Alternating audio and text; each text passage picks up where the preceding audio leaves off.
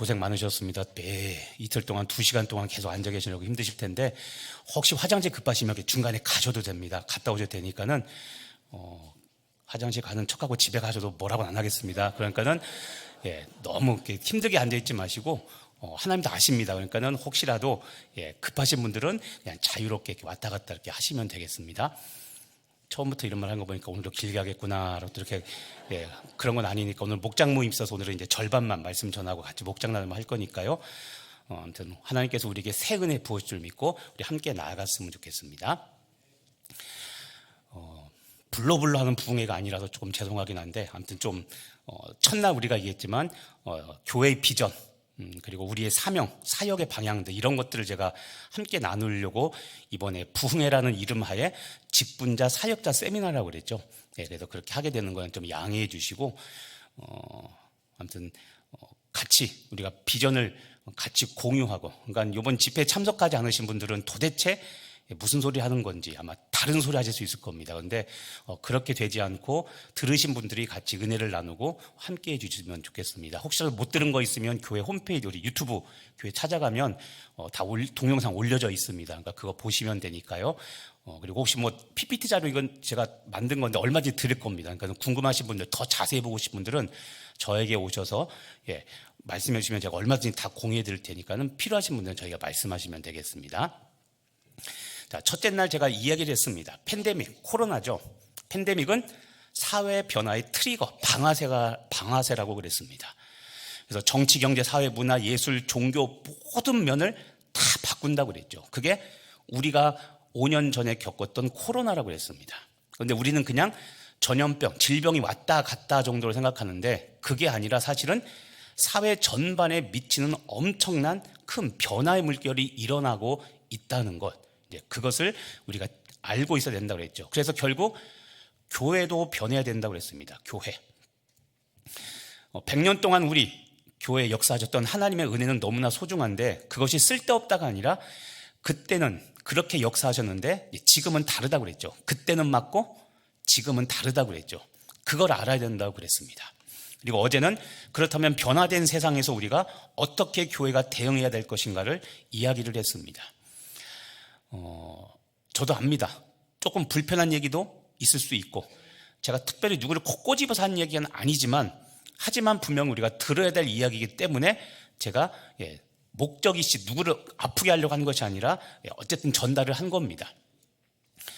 대부분의 교회는 대응책조차 생각하지 않고 그냥 예전처럼 똑같이 돌아갔는데 이전으로 돌아갔는데 그렇게 돼서는 안 된다고 그랬죠. 그것이 역사가 주는 팬데믹이 주는 교훈이라고 그랬습니다. 자, 그래서 오늘은 이 두 가지를 가지고 그러면 마지막 이제 우리가 어떻게 살 것인가를 더 깊이 이제 이야기를 나누려고 그럽니다. 제가 나눴던 이야기들이 굉장히 좀 방대한 이야기들이기 때문에 관심 있게 잘 마음속에 들어올 수도 있고 그렇지 않을 수도 있는데 아무튼 집중해서 한번 잘 오늘도 마음을 같이 사서 들어보시기를 바랍니다. 현재 여러분 세계 기독교 상황은 어떨까요? 세계 기독교 상황. 100년 동안 1900년대부터 1999년 100년 동안에 한번 우리 기독교 역사, 부흥의 역사를 좀 살펴보려고 합니다. 20세기, 그러니까 지금 말한 1900년부터 1999년까지 100년, 1세기 동안에 하나님께서 어떻게 전 세계를 부흥시켰는가. 미국에 가면 유명한 신학대학 중에 퓰러 신학교라는 곳이 있습니다. 그곳에서 대학원 중에 유명한 대학원 중에 하나 교회 성장 대학원이 있습니다. 거기에서 연구한 그 내용들인데요.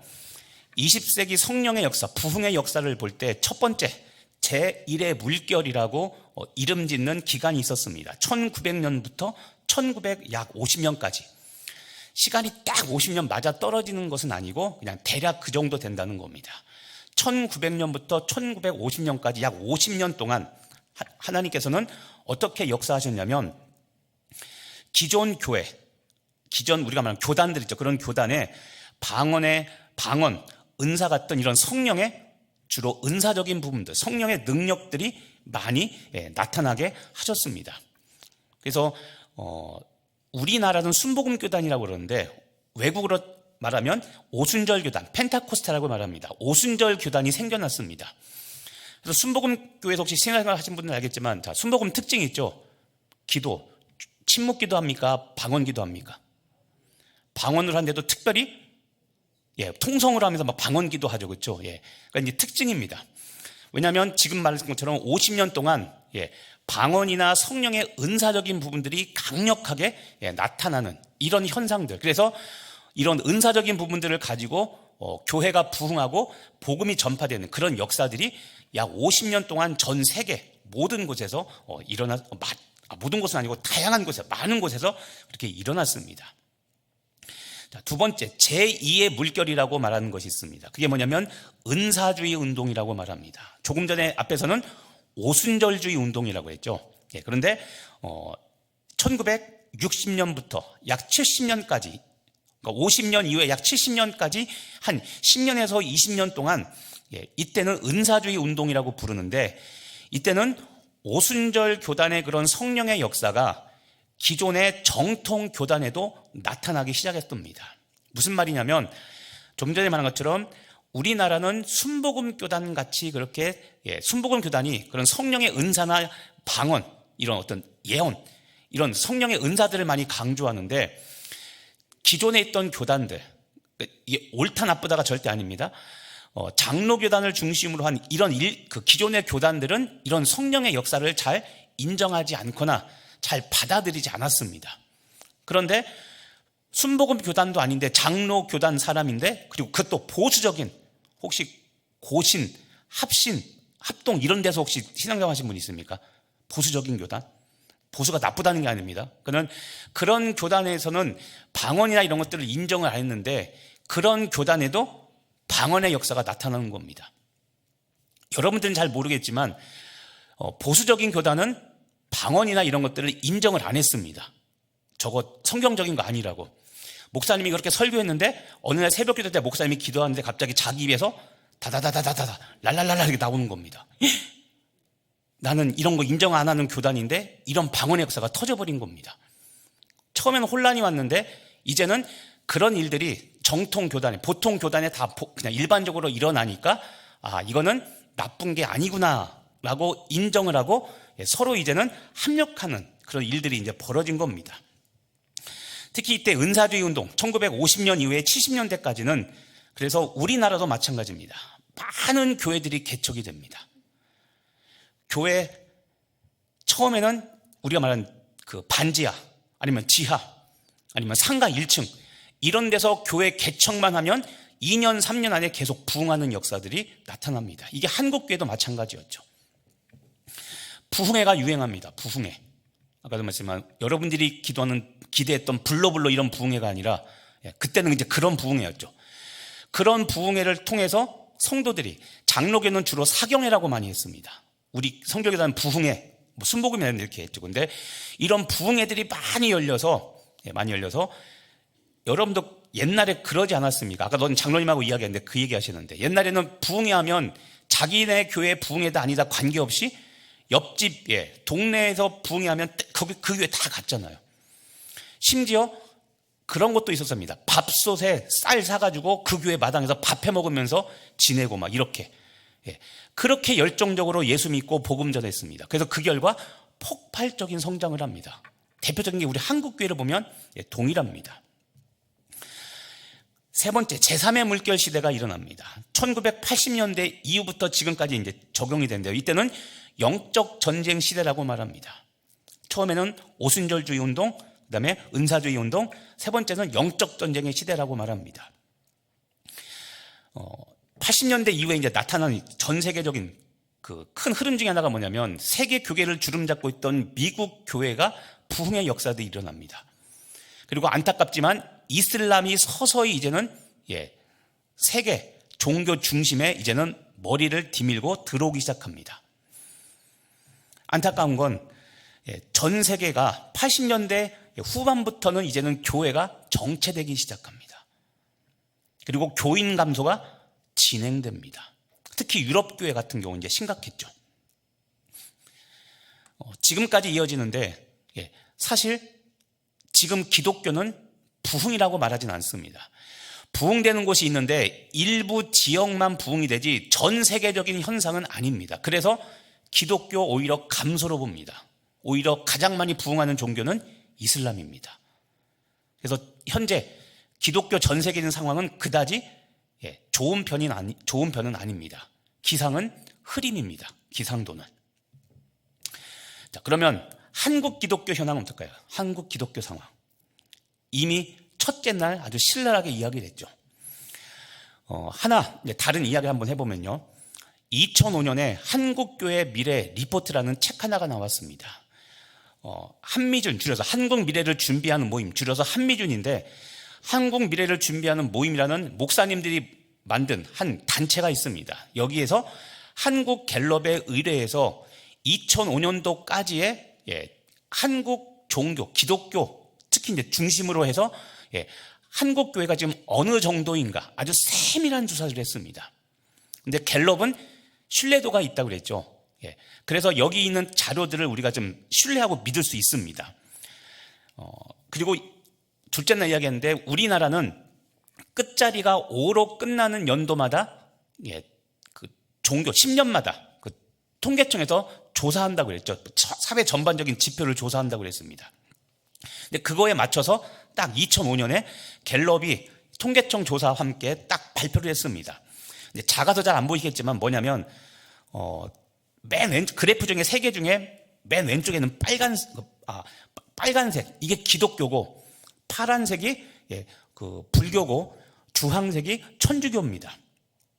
근데 여기서 주목할 것은 이겁니다. 아무래도 우리 기독교니까 기독교에 관심이 있어야 되죠.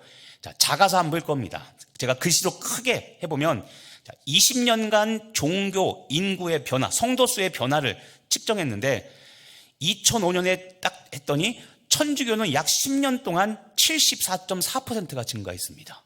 엄청나게 부흥했죠, 천주교가. 그런데 충격이 뭐냐면 기독교는 10년 동안 95년부터 2005년까지 10년 동안 1.6%가 증가가 아니라 감소했습니다. 2005년이라고 했죠. 연도가 굉장히 중요합니다. 한국 기독교 역사상 최초로 기독교인이 감소가 됐다는 보고가 들어온 겁니다. 그런데 재미있는 것은 이 사실을 교회들이 믿었을까요? 안 믿었을까요? 교회는 믿음이 있어야 되잖아요. 맞아요. 안 믿었어요. 에이 설마. 그리고 갤럽을 비난했습니다. 쟤네 조사 잘못했어. 하나님이 역사하시는데 무슨 교회가 감소해. 에이 잘못됐어. 우리나라가 어떤 나라인데 순교자의 피가 흐르는 교회인데 할렐루야. 이러면서 저 데이터를 믿지 않았습니다. 에이 설마 그럴 리 없어. 그런데 저 데이터는 사실이었습니다. 최근에 제가 이제 집회를 준비해서 조사해봤더니 한국 리서치라는 그래야만 어쨌든 조금 신뢰할 수 있는 어떤 기관에서 조사했는데 작년 종교 인구 비율이었습니다. 그런데 보시면 밑에 보시면 잘 안 보이시죠?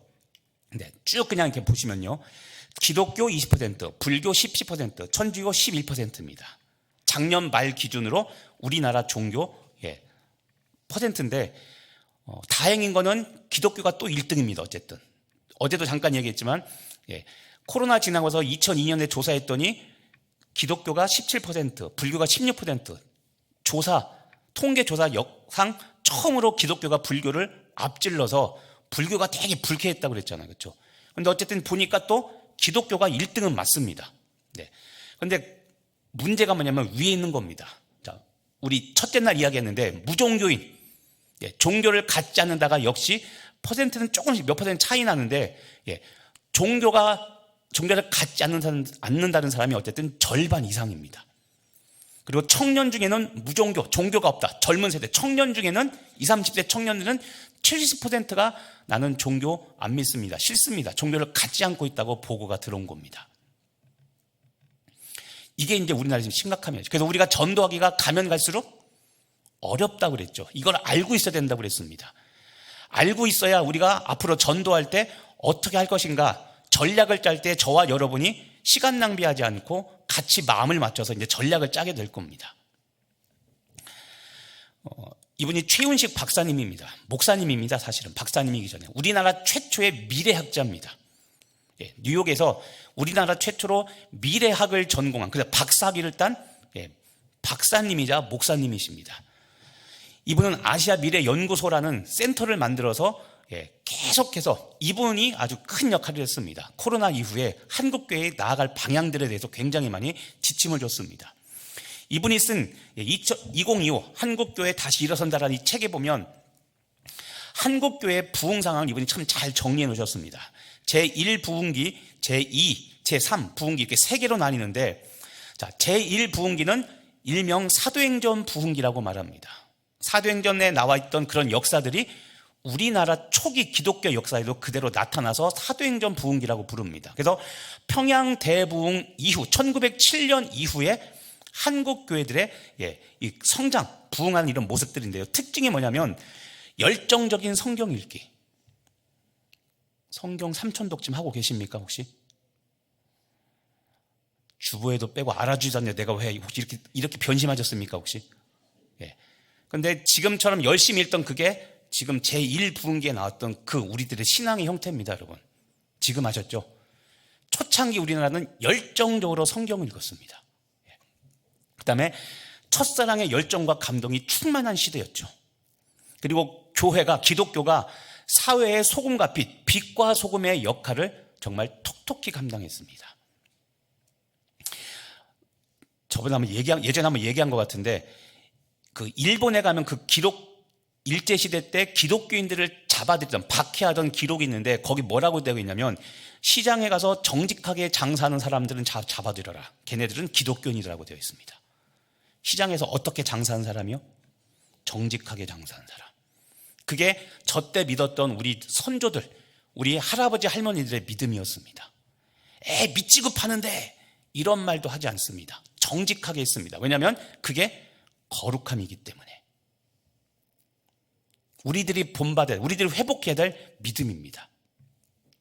제2의 부흥기는 6.25가 끝나고 나서 북쪽에 믿었던, 여러분 동양의 예루살렘이라고 불렸던 곳이 어딘지 아십니까? 1번 평양, 2번 서울.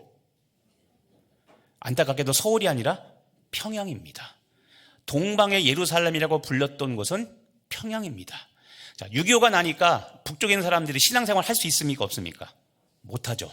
그래서 할 수 없이 내려와야만 됐습니다. 대표적인 분들이 영락교회 한경직 목사님 같은 분입니다. 신앙의 자유를 찾아서 남쪽으로 내려오셨죠. 그래서 그 6.25 전에 북쪽의 그 평양을 중심으로 한 그 복음의 그 열정들, 그 믿음들이 남쪽으로 내려오게 된 겁니다. 6.25 때문에. 그런 시대적인 특징이 있습니다. 자, 이때는 어떤 일이 있었냐면 6.25 이후입니다. 약 1970년대 그 정도까지 교회가 구제와 의료 사역을 참 활발히 했습니다. 6.25 직후였기 때문에, 또 보릿고개가 있었던 때였기 때문에 국민들이 잘 살았을까요? 못 살았을까요? 못 살았죠. 그래서 교회가 구제와 의료에 열심을 내서 사역을 했고요. 특히 6.25 끝난 다음이었기 때문에 고아들, 그 다음에 어린이, 청소년 교육을 선도합니다. 어렸을 때 혹시 교회 다녔던 분들 기억해 보시면 알 겁니다. 교회와 학교 중에 어디가 더 문화시설이 나았냐면 교회가 더 나았습니다. 무슨 이야기냐면, 저 같은 경우 예를 들어볼게요. 제가 초등학교 저학년 때까지 여름 성경학교 때 가장 인기 있었던 프로그램이 뭐냐면, 우리 주일학교 선생님들이 녹색 부직포 있죠. 그거 큰 무대 하나 만들어 놓고 이거 하는 거 있죠. 인형극. 지금처럼 막 예쁜 인형극이 아니라 어째 막 종이로 만들고 천으로 얼개석에 만든 그 인형극을 가지고서 인형극만 하면, 이것만 하면 애들이 몰려들었습니다. 왜냐하면 학교에서 이런 거 선생님이 하지도 않았고 이런 거 없었던 때예요. 저도 초등학교 저학년 때 다 흑백 TV였습니다. 그런데 지금은 이게 멀티미디어입니다. 지금은 영상, 온라인 같은 멀티미디어 교육이죠. 그러니까 이런 것만 해도 애들이 구름대처럼 여름 성경 때 몰려들었습니다. 또 그 기억 있죠? 우리 다 아시는 겁니다. 교회 갔더니, 혹시 그런 분도 있을 거예요. 추수감사절이나 성탄절 때 교회에서 빵이나 과자 줘서 혹시 그것 때문에 나오신 분 혹시 없습니까? 그렇죠? 교회 보면 한두 분씩 분명히 있습니다. 한두 분 넘을 수도 있고요. 그렇죠? 분명히 있잖아요. 그게 뭡니까? 세상보다 교회가 앞선 문화, 앞선 문화와 복지를 갖고 있었기 때문에 전도가 됐던 겁니다. 그런 시기였죠. 특히 이때는 아까 은사주의 운동, 1970년대, 50년부터 70년대까지 은사주의 운동, 그렇죠? 예. 부흥회 이런 거 강조했다고 했잖아요. 똑같습니다. 신유, 축사, 부흥회, 기도원 이런 것들이 한국교회에 아주 활발히 일어났고, 요즘은 기도원이 많이 사라졌죠. 그리고 기도원도 잘 안 가죠. 제 기억에도 1980년대까지만 하더라도 어르신들이 조금 문제만 있다면 다 교회는 안 오고 기도원 가서 기도하셨죠. 나쁜 건 아닌데 어쨌든 기도원도 하나의 신앙의 우리 중에 형태 중에 하나였는데 지금은 많이 사라졌죠. 그리고 기독교가 어쨌든 한국 사회의 중심 역할을 했습니다. 지금 한 것처럼 구제, 의료, 교육 이런 면에서 여전히 기독교가 강세였습니다. 세상을 압도했고 세상을 선도해 갔습니다. 그러니까 역시 계속해서 전도가 막 일어나고 부흥이 되는 것이었죠. 근데 제3의 부흥기 70년대 이제 넘어서 80년, 90년대 되었습니다. 한국 경제 부흥의 시대입니다. 보릿고개는 보릿고개가 사라지기 시작하고 개발도상국이라는 이름하에 우리가 저축하고 절약해서 열심히 막 살던 시대입니다. 특히 제3부흥기 때 핵심적인 것이 뭐였냐면 엑스플로 74 전도 집회, 빌리 그레엄 목사님 여의도에서 34만 명이 모였던, 아마 우리나라 종교 집회상 가장 많이 모였을 겁니다. 34만 명이 모여서 그때 한국 민족 복음화 이걸 위해서 기도하기 시작했죠. 이것이 이제 발판이 되어서 이때는 그래서 특징이 뭐냐면 거대한 대중 집회로 복음의 물결이 우리나라에 확대되고, 엑스플로 74에 그렇게 30만 명이 넘는 사람들이 모였던 것이 폭발적인 이 어떤 핵심이 돼가지고 각 교회마다 이제는 막 수천 명이 넘는 교회들, 그 다음에 10,000명이 넘는 메가처치들이 막 생성하던 때가 바로 이제 이때였습니다. 아울러 이야기하면 이제 우리가 갖고 있는 고정관념이 다 어디에 머물려면 이 3부흥기 때 머물러 있습니다. 자, 코로나 이후에 이제 계속 이야기했지만 코로나 이후에 달라졌다고 그랬죠.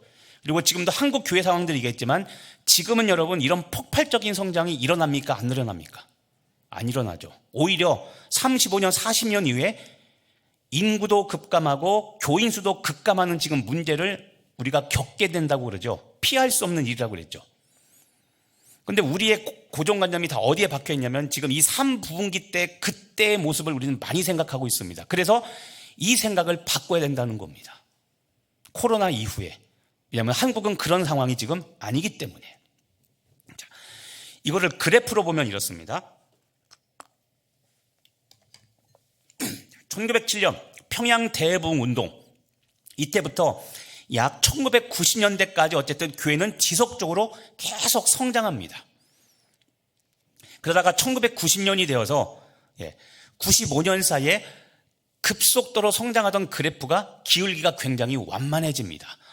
부흥을 하고 성장은 하는데 이게 예전에 10분의 1 정도밖에 안 될 만큼 굉장히 성장이 둔화됩니다. 그랬다가 95년부터 2005년 약 10년 동안 기독교는 사실 부흥하는 게 아니라 정체가 됐습니다. 자, 정체는 그냥 똑같다는 겁니다. 그런데 한국 교회는 다 착각을 했습니다. 뭘로 착각하냐면 95년부터 2000년 10년 동안도 어쨌든 계속 성장하고 있다고 생각했는데 그게 아니라 갤럽에서 조사한 걸 보니까 1995년부터 2005년까지 10년간 한국 교회는 이제는 부흥이 끝났고 정체되어 있는데 이거를 누구만 모른다고요? 교회와 성도들만 모르고 있었던 겁니다. 계속 아까 했죠. 하나님이 역사하시는데 설마 계속 부흥할 거라고 우리는 그렇게 철석같이 좋은 믿음을 갖고 있었던 겁니다. 자, 그런데 2005년 좀 전에 말한 한국교회 리포트라는 이 책 갤럽에서 조사해 보니까 2005년에 아까 했죠. 최초로 기독교 역사상 교인 수 감소가 보고됐다고 그랬죠. 2005년부터는 한국 교회는 이제 점점점 작고 성도 수가 감소해 가고 있습니다. 근데 제가 그랬죠. 다 모르고 계셨죠. 제가 이런 얘기하면 저 목사가 믿음이 없어 다 이런 얘기 하셨습니다. 근데 여러분 데이터는 속일 수가 없죠. 2005년부터 한국 교회는 감소세로 돌아섰는데 누구만 모르고 있었다고요?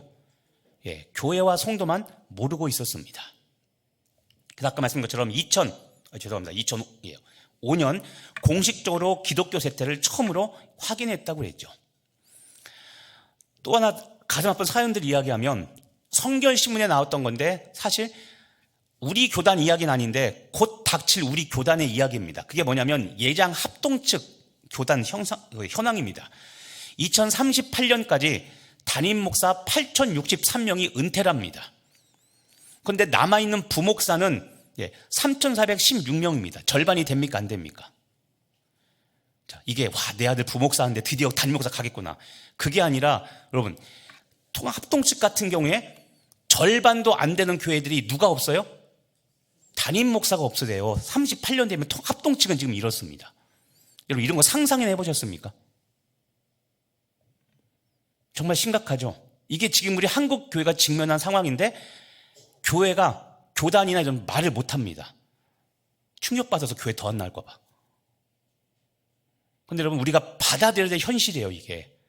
근데 이게 성결신문에서 작년 4월 5일 날 난 기사인데 이런 일이 지금 우리 교단에도 곧 닥칠 일들입니다. 그래서 제가 그랬잖아요. 어제 그런 얘기했죠.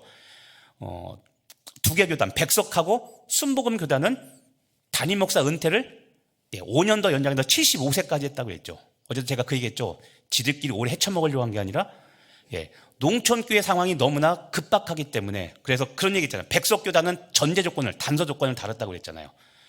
그 은퇴하는 교회도 원하고 은퇴하는 담임 목사도 더 사역하기를 원한다면 그러면 5년 더 사역할 수 있도록 바꿨고 순복음은 그냥 75세까지 할 수 있도록 그렇게 되어 있습니다. 전제 조건이 없습니다. 그런데 이게 얘기했죠. 저도 아직 대의원을 가보지 못해서 모르지만 교단 총회할 때 각 지방회나 이런 데서 계속 지금 몇 년 전부터 이 안건이 계속 올라옵니다. 담임 목사 연장, 기간 연장하자 아니면 이중직 허용하자. 근데 저희 교단은 제가 알기로는 안건으로 올라오지 못하도록 그냥 미리 딱 잘라버리거나 아니면 올라왔어도 부결되는 지금 상황이라고 그랬죠. 근데 대부분 기독교 단체에서는 그렇게 예상합니다. 이거는 언제 이루어져도 이루어질 일이지 시간 문제지 결국 75세로 연장할 수밖에 없고 왜냐하면 지금 합동처럼 이런 문제를 해결할 방법이 없으니까요. 그러니까는 되긴 되는데 시간 문제라고 그렇게 보고 있다는 겁니다. 그러니까 농촌교회 상황이 심각합니다. 그래서 앞으로 향후 담임 목사를 청빙할 수 있는 교회는 교회의 절반밖에 안 될 것이다. 이게 지금 우리가 곧 10년, 15년 후에 우리 앞에 닥칠 피하지 못할 현실들입니다. 자, 그렇다면 궁금하죠. 우리 교단은 어떨까? 우리 기독교 대한성결교회, 우리 교단은 어떨까? 예전 성결신문에 났던 자료입니다. 글씨가 작아서 안 보일 테니까 제가 좀 크게 이렇게 했습니다. 앞에가 2009년입니다. 앞에가 2009년에 우리 교단이 56만 8천 명, 반올림에서 57만 명이었습니다. 그래서 저도 기억합니다. 60만 성도 3천 교회를 향하여 우리가 기도하자. 더 열심히 해서 조금만 더 해서 60만 넘어가자. 막 교단이 그런 구호를 외치고 막 열심히 전도하자고 했습니다. 그런데 10년이 지난 2019년이 됐더니 43만 명으로 오히려 줄어들었습니다. 자, 19년입니다. 19년에 43만 명이죠. 1년이 지난 2020년에 3만 명이 감소했습니다. 자, 좀 전에 보세요. 43만 922명이었죠. 43만 922명. 3만 명이 빠졌으니까 겨우 40만 명이 지금 간당간당하게 됐습니다. 교단이 위기를 느꼈습니다. 이러다가 2021년에 우리 40만 명 밑에 30만 대로 내려가는 거 아니야? 걱정했습니다. 자, 지금 2009년부터 19년까지 10년 동안 교단에서 13만 7천 명이 감소했습니다. 근데 어제 그래프 혹시 기억합니까? 여러 장로교단과 감리교단 이렇게 해가지고, 그렇죠? 제가 그런 얘기 했었죠. 첫째 날이었었나요? 우리나라에서 가장 큰 교단인 합동과 통합 두 교단이 1년간 감소한 인구가 27만 명이었는데 그게 기장이라는 기독교 장로교라는 우리나라 교단, 장로교단 한 교단이 22만 명인데 그 교단, 전체 교단 인구 성도수보다도 더 많은 성도수가 두 교단에서 사라졌다고 했잖아요. 남의 일이 아니라 똑같이 역시 우리 일이었습니다. 자, 좀 더 확실하게 보여줄게요. 2009년에 56만 8천 명이었는데, 자, 코로나가 거의 끝나가는 2022년에 우리 교단은 얼마나 이렇게 됐습니까? 56만 명에서, 좀 전에 2029년에 43만 명이었는데 2020년에 코로나가 발병하고 3년이 지나서 보니까 우리 교단이 40만이 아니라 20만대로 뚝 떨어졌습니다. 자, 56만 8천, 반올리면 57만입니다. 29만, 거의 절반이 감소했습니다. 15년 동안. 2009년부터 2022년까지 저희 교인 수가 반타작했습니다. 충격적이죠. 근데 이게 우리 교단만이 아니라 지금 다른 교단도 똑같습니다. 이런 거 알고 있어서 몰랐어요. 알게 됐죠? 자, 제 계좌 불러드리니까 잘 입금하시기 바랍니다. 이건 대학 입시에 나옵니다, 이거. 자, 심각한 문제죠, 심각한 문제. 코로나 3년간 우리 교단의 통계가 있습니다. 코로나 3년 동안 보니까 교인 4만 명 감소, 세례교인 11,000명, 다음 세대 15,000명이 감소했습니다. 코로나 3년, 20년, 21년, 22년, 3년 동안에. 우리 교단도 지금 위기 중에 위기입니다. 우리 교단만이 아니라 다른 모든 교단 다 똑같습니다. 자, 그러면 이번에 강릉시 기독교 현황 어떨까요? 강릉시. 2023년 그나마 최근 자료, 믿을 수 있는 곳의 자료를 보니까 기독교, 불교 똑같이 18%고요. 천주교는 12%입니다. 강릉은 제가 가진 자료를 보면 2005년, 이거 2023년이라고 했죠. 2005년에 17.5%였습니다. 2005년에 17.5%. 근데 최근 보니까 18%. 어쨌든 강릉은 0.5%는 어쨌든 올랐습니다. 다행이긴 하죠. 그런데 문제는 강릉시 대상으로 보니까 아까랑 비슷합니다. 믿는 종교가 없다는 사람이 가장 많습니다. 무교가 1등입니다. 강릉도 우리나라 전체와 비교해 봤을 때 별 차이가 없습니다. 여러분, 강릉시는 교단 중에 어디가 제일 많습니까? 혹시 아십니까?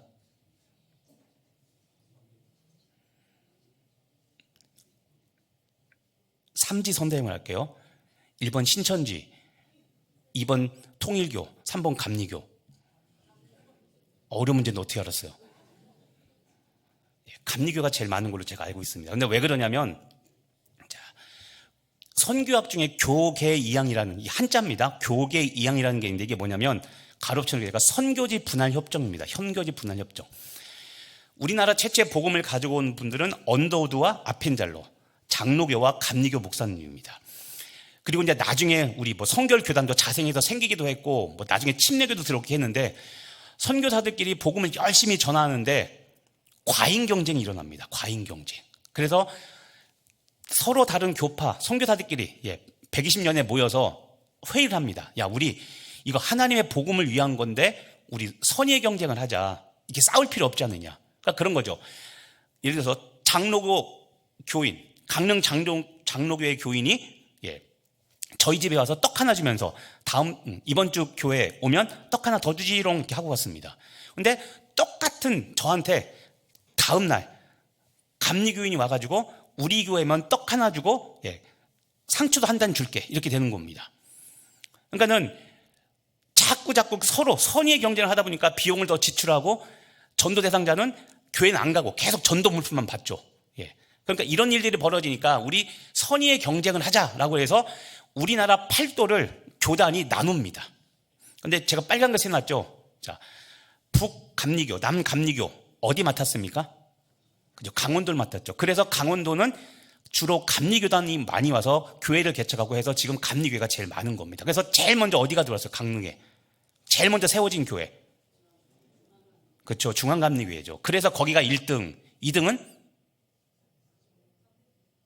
강릉성결교회. 자, 2등은 천주교까지 포함하면 사실 우리가 3등입니다.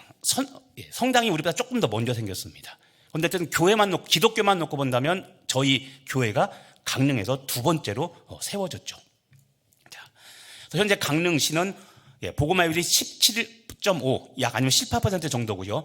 이렇게 따지면 자, 강릉에는 기독교인이 37,800명 정도가 있습니다. 37,800명. 자, 강릉 인구가 21만이기 때문에 그러면 예수님의 복음을 듣지 못한 우리들의 전도 대상자가 몇 명이냐면 약 17만 2천 명이라는, 우리가 복음을 전할 사람들이 이 정도가 있습니다. 기억하십시오. 약 17만 명. 그러니까 우리가 복음을 전해서 구원될 사람이 몇 명이라고요? 뒤에는 잊어버리더라도 17만 명 정도가 우리 강릉에 잃어버린 영혼으로 있는 겁니다. 그러니까 기도하실 때 구체적으로 한번 기도해 보시길 바랍니다. 하나님, 강릉 땅에 잃어버린 영혼 17만 명을 우리에게 주옵소서. 우리 강릉 성결교회가 복음을 전하겠습니다. 기도하시기를 바랍니다. 그리고 아마도 대부분의 평균입니다. 강릉도 기독교 복음화가 높은 편은 아닙니다. 우리나라 전국 15개 시도 중에 강릉은 딱 중간입니다. 중간 조금 밑입니다. 그래서 강릉도 우리나라 기독교 평균 복음률보다는 복음 조금 떨어지는 정도라서 아마도 그 정도라면 강릉교회는 7, 80% 교회는 미자립교회라고 보시면 맞습니다. 미자립교회. 자, 정리해보면요, 이 시대가 어떻습니까? 자, 전 세계적으로 기독교 부흥한다고 했습니까? 쇠퇴한다고 했습니까? 쇠퇴한다고 그랬죠. 자, 한국 기독교 부흥한다고 했습니까? 감소한다고 했습니까? 감소한다고 그랬죠. 우리 교단 부흥한다고 했습니까? 감소한다고 했습니까? 절반 반타작됐다고 그랬죠.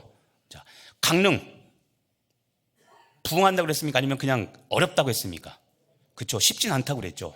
자, 지금 이게 우리가 겪고 있는 상황들입니다. 전 세계부터 우리나라 한국 기독교, 그다음에 우리 교단, 강릉시 모두가 다 쉽지 않은 상황입니다. 지금 우리가 이런 시대에 살고 있습니다. 그러니까 죄송하지만 자, 우리 안에 급박함이 있습니까? 급박함. 저 죽어가는 자 예수를 믿어, 그렇죠? 살려야 되는데 생명줄 던져 물속에 빠져간다, 구해내야 되는데 여러분, 이런 절박함이 있었습니까? 그래서 제가 그런 표현을 했잖아요. 우리끼리 이제는 교제하고 먹는 거 나쁘다는 게 아닌데 하시되 잘하고 계신데 이제는 그것만 할 게 아니라 우리가 시선을 믿지 않는 사람들로 돌려야 돼요. 교회가 이거를 잃어버리면, 제가 그랬죠, 우리끼리 놀고 먹다가 그냥 20년 후에 급감됐을 때 우린 그때쯤 그냥 부름받아서 하늘을 가면 땡! 우린 고생 안 하고 신앙생활 다 가면 끝입니다. 그런데 우리 자녀들은 죄송합니다, 개고생합니다. 그래서 우리가 지금 준비해야 된다고 했죠. 준비. 자, 향후 이 상황이 계속 지속이 되어서 30년 후가 되면 우리나라의 제1의 종교가 뭔지 아십니까? 제가 종교라고 하니까 막 헷갈리죠. 자, 2050년쯤에 우리나라 제1의 종교는 무교입니다. 무교. 여기서 무교는 샤머니즘이 아니라 종교가 없는 사람들입니다. 지금 추세라면 2050년, 30년 후에, 30년 아니라 25년이죠. 25년 후에 우리나라는 안 믿는 사람이 압도적으로 많습니다. 근데 여러분, 우리가 이 얘기 다 들어봤죠? 유럽은 뭐 교회 안 나가네 어쩌네, 그래서 뭐 교회가 술집으로 바뀌네 있죠? 이게 유럽 이야기가 아니라 어느 나라 이야기입니까? 우리나라 대한민국 한국교회 이야기가 됩니다. 몇십 년 안 남았습니다. 그래서 우리가 지금이라도 깨어 준비해야 된다는 겁니다. 제가 그랬잖아요. 저도 편하게 그냥 신방하고 사역 조금 하고 열심히 하는 척하고 그러다가 20년 후에 저도 한 15년 후에 은퇴하면 저도 좋죠. 근데 여러분, 그렇게 죽어 주님 만나면 주님께 책망 듣습니다. 너만 잘 처먹고 살다 왔냐 이놈아? 분명히 그 얘기 하실 겁니다. 그러니까 우리는 주님 만날 날을 대비해야 됩니다. 이게 재림신앙이죠. 재림신앙. 인생 여기서 잘 먹고 자다 80년이고 우리에게는 80년, 이 땅에서 80년이 아니라 천국에서 영생이 남아 있습니다. 영생. 주님 볼 때 부끄럽지 않게 우리가 준비해야 되잖아요. 자, 이분 누군지 아십니까? 예전에 많이 봤던 분이죠. 당시 보건복지부 장관 정은경 장관입니다. 이분 때, 그렇죠? 코로나가 발생을 했습니다. 그런데 교회발이라는 이것 때문에 우리 교회와 기독교가 전 국민의 공분을 샀습니다. 교회발이 아니라 신천지인데 이야기했죠. 안 믿는 사람들은 신천지인지 교회인지 정통인지 분간 안 하고 그냥 신천지 교회니까 교회라고 생각을 해서 신천지가 정통 교단 중에 하나로 믿고, 그래서 기독교인에 대한 핍박과 이 불만이 엄청났죠. 그래서 코로나가 거의 끝나갈 때 2022년 한국교회 신뢰도를 보니까 18% 하락했습니다. 이게 그 당시 종교를 조사했던 이미지인데 작으니까 안 보이죠. 그래서 제가 크게 볼 수 있도록 했습니다. 자, 세 가지 종교, 불교, 천주교, 기독교 하면 떠오르는 단어가 무엇입니까? 이미지를 조사했습니다. 자, 불교하면 어떤 그 생각들이 떠오르냐면 자기 관리가 강한, 온화한, 포근한, 보수적인, 엄숙한, 이런 단어들이 불교하면 떠오르는 연관되는 단어였습니다. 천주교는 믿을 수 있는, 얼마나 좋아요. 믿을 수 있는, 신중한, 착한, 다 좋은 얘기죠. 가족적인, 깨끗한, 희생적인, 뭐 하나 버릴 단어가 없습니다. 네, 기대하시라. 기독교. 짜잔. 어떤 단어가 나왔을까요? 배타적인, 물질적인, 위선적인, 이기적인, 세속적인, 독단적인. 자, 저 중에 좋은 단어 있습니까? 없습니까? 있다고 하면 단어가 무슨 뜻인지 잘 모르시는 분일 거예요. 그렇죠? 예. 하나도 본받고 싶은 단어가 없습니다. 좋은 단어 단 하나도 없습니다. 다시 제가 안 보이시는 분이 다시 읽어드릴게요. 배타적인, 물질적인, 위선적인, 이기적인, 세속적인, 독단적인. 성경에 저런 성품을 가지라고 말한 거 있습니까? 예수님이? 없죠. 근데 여러분, 저게 다른 종교나 종교를 갖지 않은 사람들이 기독교라고 했을 때 갖고 있는 이미지입니다. 심지어 더 심한 단어들이 있습니다. 안 보여주려다가 입금될 줄로 믿고 제가 보여드리겠습니다. 자, 거리를 두고 싶은, 사기꾼 같은, 비윤리적인, 부패한, 더 심각하죠. 제가 악담하려고 한 게 아니라 좀 전에 봤던 앞에 있던 이 여기는 단어들 제가 갖다가 보기 좋게 지금 정렬한 겁니다. 자, 이게 기독교입니다. 세상 사람들이 지금 갖고 있는 3년 전이긴 하지만 어쨌든 전반적인 것은 안 믿는 사람들 또는 타 종교인들이 우리를 봤을 때 참 편협하고 치사하고, 천주교는 믿을 수 있는 깨끗한, 가족적인, 희생적인, 깨끗한, 얼마나 좋습니까? 우리가 희망하는 단어들인데 이게 다 우리랑 비슷한 천주교에 가 있다는 겁니다. 그래서 호감도, 이미지와 함께 어떤 종교가 당신은 좋습니까? 라고 했는데 천주교와 불교는 거의 비슷합니다. 예. 천주교 65%, 불교 66%, 1% 차이입니다. 그런데 기독교는 25.3%, 3분의 1밖에 안 됩니다. 우리가 깊이 생각해 볼 문제입니다. 왜 그러냐면 여러분, 코로나 이후의 전도 방법은 이제는 직접적인 전도가 아닙니다. 직접 전도. 직접 전도는 뭐냐면 예수 전당 불신지옥. 자, 오해 마시길 바랍니다. 지금도 서울역 가면 여전히 이런 분들이 계십니다. 그런데 요즘은 단속을 해서 제가 서울 갈 때 이렇게 지하철 타보면 외치지는 못하시더라고요. 그냥 표만말 걸고 왔다 갔다 하십니다. 근데 옛날에는 서울역 입구 앞에, 그렇죠? 그런 데서 개인 마이크나 이런 거, 스피커 확성기 들고 막 복음 전하고, 특히 지하철 안에서 막 다니면서 얘기했잖아요. 그렇죠? 막 예수 믿으세요. 예수 믿으세요. 회개하라 천국 가느니라. 근데 예전에는 그렇게 해도 신경 안 썼는데 어느새부턴가 이제는 싸우는 분들이 계십니다. 조용히 하셔. 당신만 있습니까? 여기. 근데 그래도 우리는 한 생명 구하겠다는 마음을 가지고 그래도 예수 전당 불신지옥. 근데 예전에는 그렇게 싸우더라도 이해를 해줬는데 이제는 그게 아닙니다. 그리고 이제는 법으로 못하게 하고 막 이렇게 막으니까 이제는 지금 말씀 것처럼 외치지는 못하고 그냥 편말만 걸고 왔다 갔다 하는 이런 일이죠. 자, 직접적인 전도는 이제 끝났습니다. 코로나 시대 이후 더 확실해졌습니다. 제가 저번에 한번 얘기했지만 직접 전도를 하려고 해도 못합니다. 요즘은 아파트나 연립주택마다 다 아파트 입구 들어가려면 차단기가 있죠. 그래서 여러분 차량 앞에다 무슨 이렇게 네모난 카드 하나씩 걸었는데 그게 그저 자연적으로 딱 찍혀서 차단기가 올라가야 들어갈 수 있잖아요. 그렇죠? 설령 차단기 뚫고 들어갔어도 그 앞에 1층 앞에 유리문, 자동문 앞에 딱 서서 들어갈 방법이었죠. 머리 굴리면 이런저런 딴짓하다가 저 앞에서 사람 나오면 그때를 이용해서 싹 들어갈 수는 있죠. 그런데 그렇게 하면 CCTV로 보고 있는 경비 아저씨한테 걸려서 또 욕 바가지로 먹죠. 그러니까는 직접적인 전도를 할 수 있는 시대는 아닙니다. 지금은. 그래서 간접 전도를 해야 됩니다. 간접 전도가 뭐냐? 대표적으로 이런 겁니다. 이미지 전도, 입소문 전도, 관계 전도, 관리 전도라고 말합니다. 이게 코로나 이후 특히 현대사회, 교회가 개발하고 활용해야 될 전도 방법들입니다. 이미지가 중요합니다. 이미지. 그래서 우리도 잘 생각해요. 저와 이제 만들어 가야 됩니다. 이 지역사회. 우리는 내 교회니까 좋습니다. 당연히 좋은 이미지를 갖고 있죠. 그런데 여러분, 제가 주일에도 이야기했지만 여러분도 정말 가슴 아픈 피해자나 희생자가 된 적이 있을 거라고 믿습니다. 주차 때문에 혹시 이웃 주민들과 얼굴 붉힌 적 있지 않습니까? 근데 이런 것들이 복음 전도에 요즘은 치명적입니다. 그러니까 여러분들은 예배 드리려고 했는데 정말 시간은 없고 자리는 없어서 이렇게 됐는데 드리고 왔다가 집주인한테 막 욕 바가지로 듣고 죄송합니다 막 하고 갔는데 예배 드리러 왔다는 이 말 하면 막 더 그렇고, 그러니까는 참 애매한 이런 경험들이 있죠. 자, 입소문. 이미지가 좋으면 당연히 입소문이 납니다. 관계전도.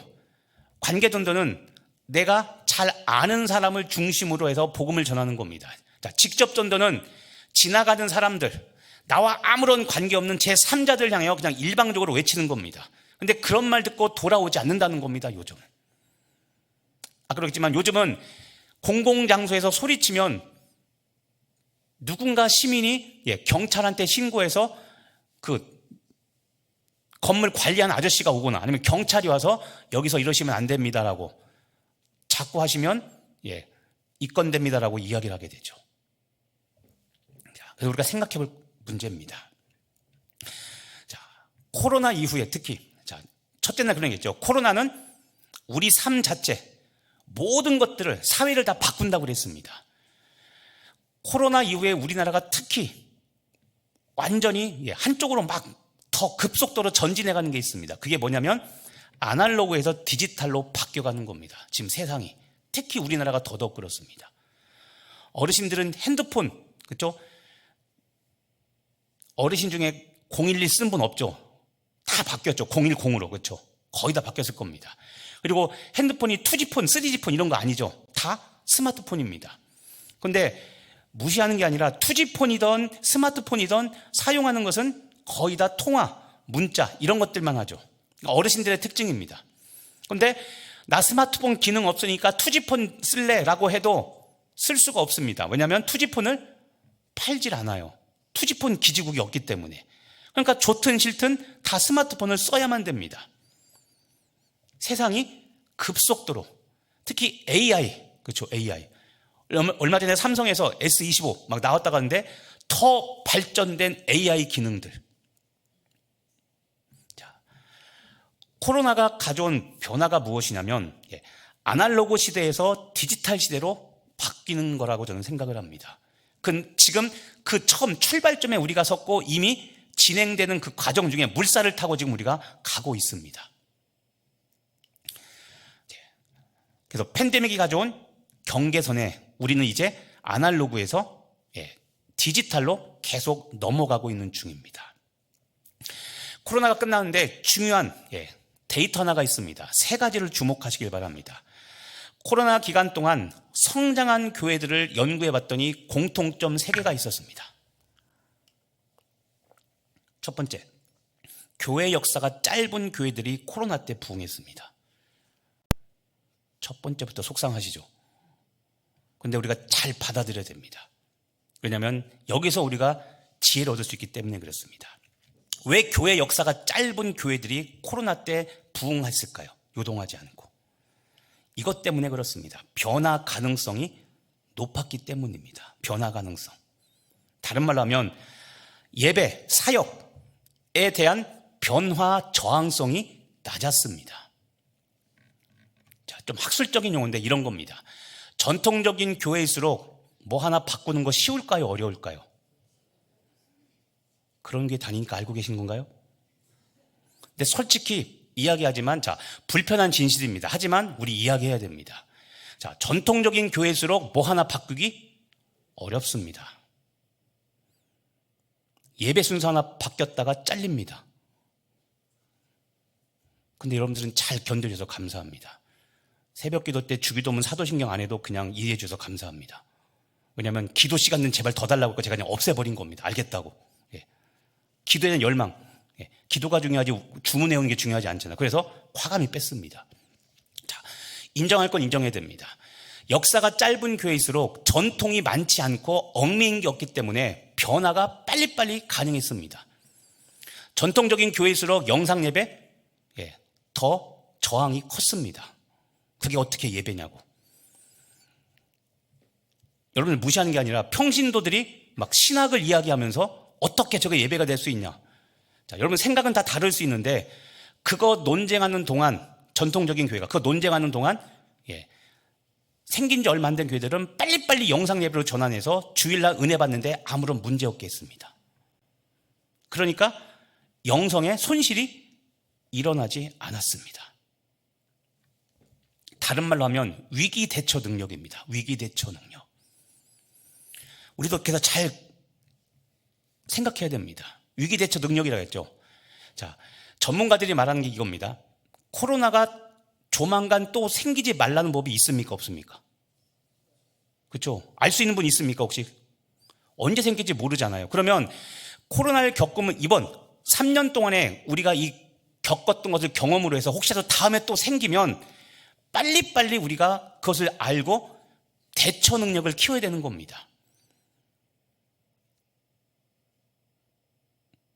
밥 못 먹었다고 해서 죽는 거 아닙니다. 그런데 오래된 교회일수록 식당이 회복이 안 되는 것만큼 예배 회복만큼 식당에 대한 갈망이 있었죠. 나쁜 건 아닙니다. 식당 줄 때 너무나 소중하죠.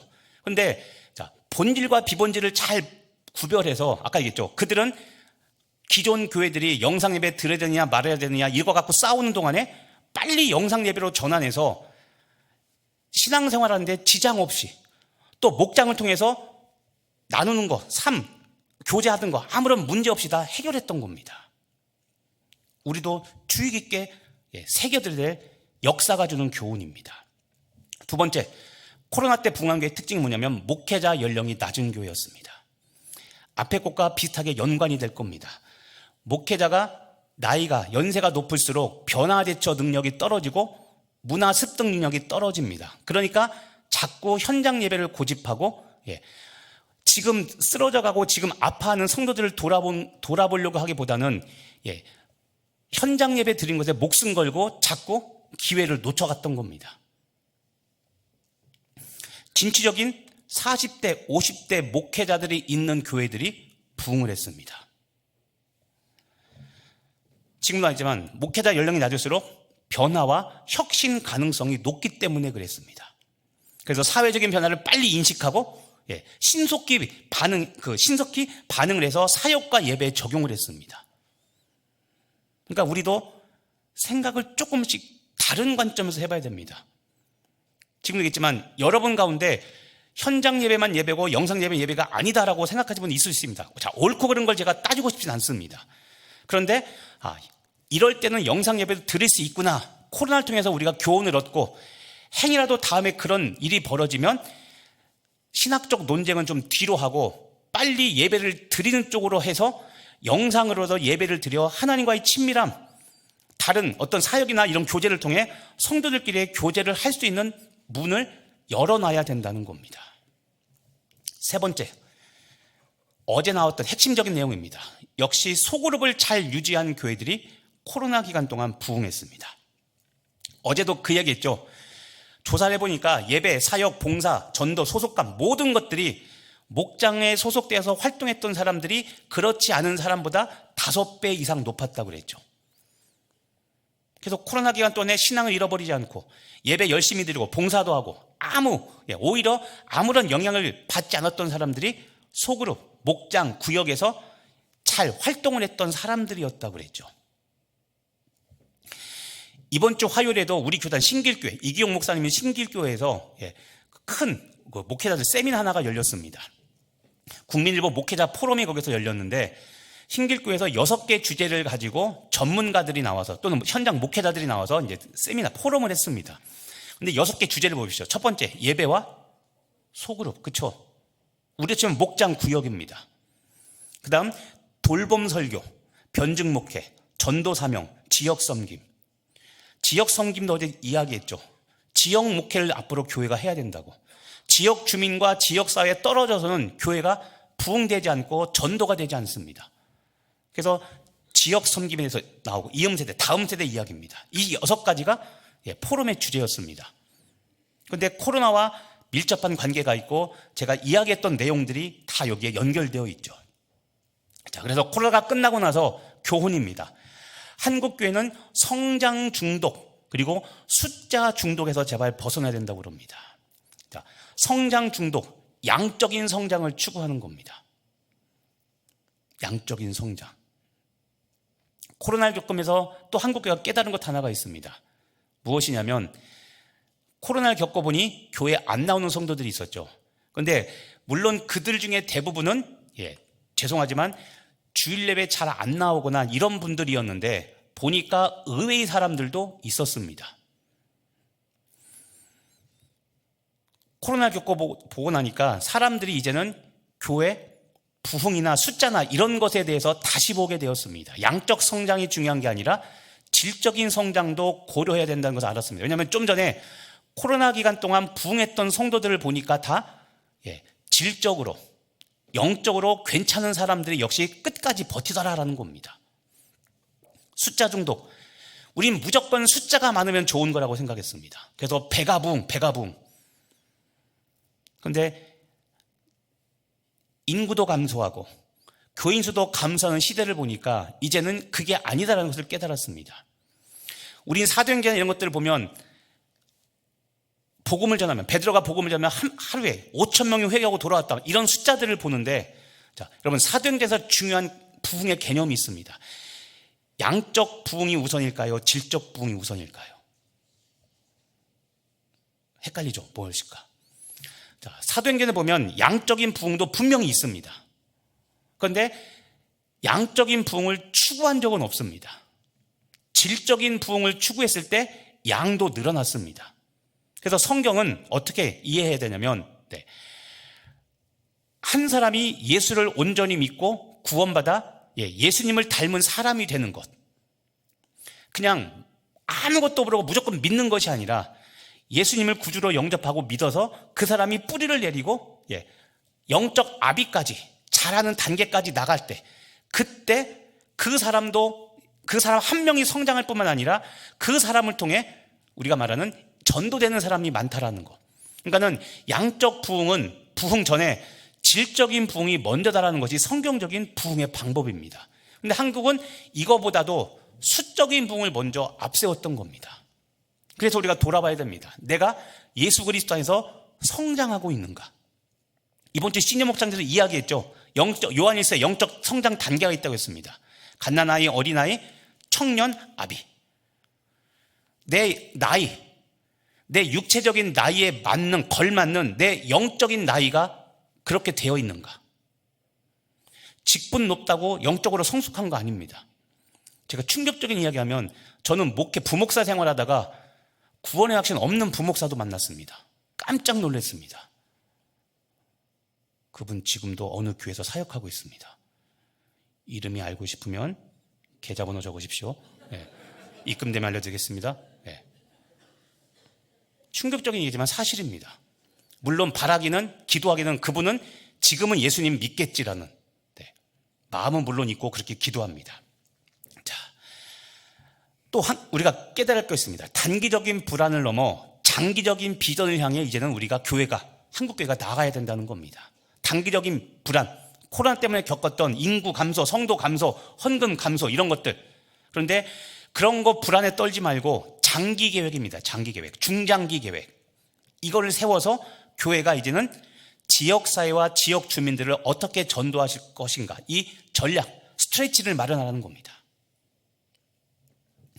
주의 깊게 볼 게 이겁니다. 너무 외국인들이 항상 우리 한국인 목회자를 보면 하는 말이 있습니다. 한국에는 왜 이렇게 너무 많은 모임이 왜 이렇게 많냐는 겁니다. 이 모임은 예배도 포함된 겁니다. 우리 한국만의 독특한 예배 문화가 있죠. 새벽 기도. 예. 저는 부목사님하고 나눠서 하지만 예를 들어서 부목사님 없는 교회는 담임 목사님이 만약에 주일까지 있는 최대 한번 짜다볼게요. 7번 하죠. 새벽 기도. 거기다가 주일 예배 1번 8번, 수요 예배 9번, 목장도 목사님, 구역 예배도 목사님 합니다. 그럼 10번. 근데 이런 얘기를 하면 외국 목사님들은 아니 니네는 10번의 설교를 어떻게 준비하냐요. 근데 이게 우리는 당연하지라고 생각하는데 외국인들은 어떻게 일주일에 10번의 설교를 준비하는데 이겁니다. 양질의 설교가 어떻게 나올 수 있냐는 거예요. 양질의 설교. 우리나라는 예배가 워낙 많고 모임이 많으니까 당연시 하는데 외국 목회자들은 진짜 신기하대요. 한국 목회자들은 설교가 너무 많다. 근데 다른 걸로 하면 성도들은 모임이 너무 많다는 겁니다. 그래서 잘 들으셔야 됩니다. 우리는 복음을 전하는 게 우선순위가 돼야 되는데 교회에 모이는 게 너무 많아서 세상 사람들을 만날 시간이 없습니다. 교인들 만나느려고, 교회 사역하느려고. 나쁜 의미가 아니라 어느 정도는 이해가 되는데 열심히 사역을 하되 우리의 마음은 어딜 향해 있어야 됩니까? 세상. 나쁜 의미가 아니라 우리가 복음을 전해서 구원에 될 사람들이 교회에 더 많습니까? 세상에 더 많습니까? 그렇죠? 그러니까 생각이 달라져야 돼요. 교회를 섬기지 말라, 사역을 하지 말라, 봉사를 줄이라가 아니라 우리가 열심히 교회에서 봉사하고 사역을 하되 우리의 최종 목적은 믿지 않는 사람, 구원이기 때문에 우리는 주중에 교인들만 만날 것이 아니라 안 믿는 내 친구, 안 믿는 내 부모, 안 믿는 우리 직장, 선후배 이런 사람들을 만나야 되는데 이런 사람들에게 복음 전할 생각은 없고 교회 오면 즐겁고 행복하니까 교회만 있으려고 합니다. 마치 무엇과 같냐면 변해한 산에서 예수님과 함께 했던 베드로와 제자들이 말하죠. 주여 여기가 좋사오니 내가 주를 위하여 무엇을 져요?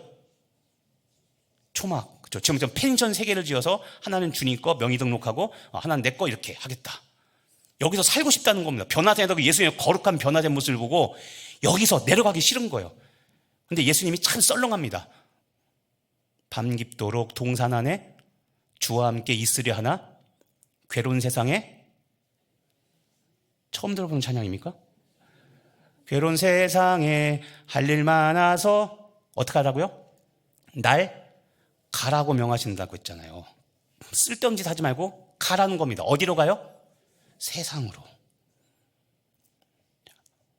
우리가 자꾸 놓치는 게 있습니다. 우리는 빛과 소금입니다. 예전에 한번 이야기했는데 빛과 소금인데 교회의 소금과 빛입니까? 세상의 소금과 빛입니까? 그렇죠? 소금 역할하고 빛 역할을 하려면 어디로 가야 돼요? 세상으로 가야 하는데 월요일부터 주일까지 어디만 있어요? 교회만 있어요. 누구만 만나요? 이미 구원받은 아무개 장로님, 아무개 권사님. 복음 언제 전할 거예요? 무슨 얘기냐면 예전에는 교회가 굳이 전도하지 않아도 또는 그냥 좀 죄송합니다. 대충 전해도 사람들이 몰려왔습니다. 자연적 성장이 이루어졌습니다. 아까 그래프 봤죠? 그런데 1990년 넘어서부터 이제는 자연적 성장이 이루어지지 않는 게 한국교회입니다. 자연적 성장은 끝났고 지금은 아까 있죠. 2005년부터 한국교회는 감소세로 돌아섰습니다.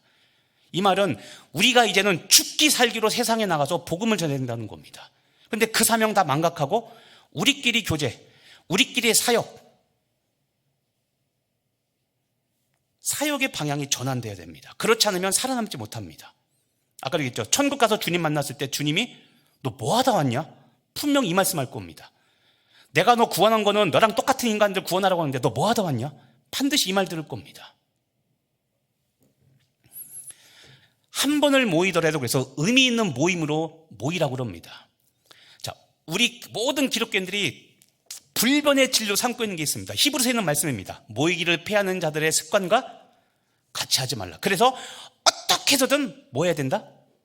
모여야 된다. 그렇죠? 틀린 말은 아닙니다. 그런데 이거를 문자 그대로 해석하면 이제는 어려운 시대가 된 겁니다. 그래서 뭐냐면 교회 모임을 자꾸 많이 만들지 말고 좀 전에 했죠. 자꾸 우리끼리 모이면 언제 복음 전해요? 그러니까 모임 횟수를 늘리지 말고 줄이거나 기존에 있는 것만 유지하고 한 번을 모이더라도 어떤 모임으로요? 의미 있는 모임, 가고 싶은 모임, 만나고 싶은 모임이 되게 하라는 겁니다. 자, 이야기했죠. 목장 모였는데 첫 번째 누구 욕해요? 교회 욕하고, 두 번째 이기원 욕하고, 세 번째 장로님들 욕하고. 이런 목장이 있으면 다시 오고 싶겠습니까? 안 오고 싶겠습니까? 자, 욕하는 사람은 몰라요. 그게 정의라고 생각을 해요. 의라고. 그런데 새가족이나 이런 사람들은 그것 때문에 교회 목장 하기 싫다고 말한다고 그랬잖아요. 목사님, 저 목장 안 하겠습니다. 왜요? 물어보면 우리 모이면 뒷담화만 해요. 그래서 한 번을 모이더라도, 많이 모이는 게 중요한 게 아니라 한 번을 모이더라도 의미 있는 모임을 하라는 겁니다. 좀 불편한 얘기지만 또 한 번 하겠습니다. 금요 기도회가 없어졌다고 하는데 없어진 게 아니라 수요일로 옮겼죠. 예, 말씀을 잘 하셔야 됩니다. 없앤 게 아니라 수요일로 옮겼습니다. 불편한 진실이라고 했죠.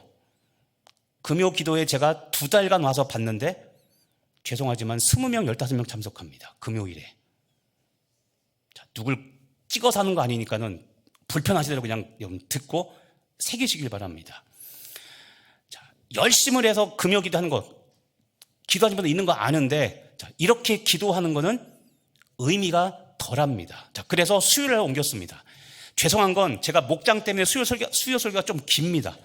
근데 제가 처음 말할 때는 설교를 짧게 하고 기도 오래 한다고 했는데 못 지켜서 정말 죄송합니다. 근데 목장 끝나면 그렇게 돌아갈 겁니다.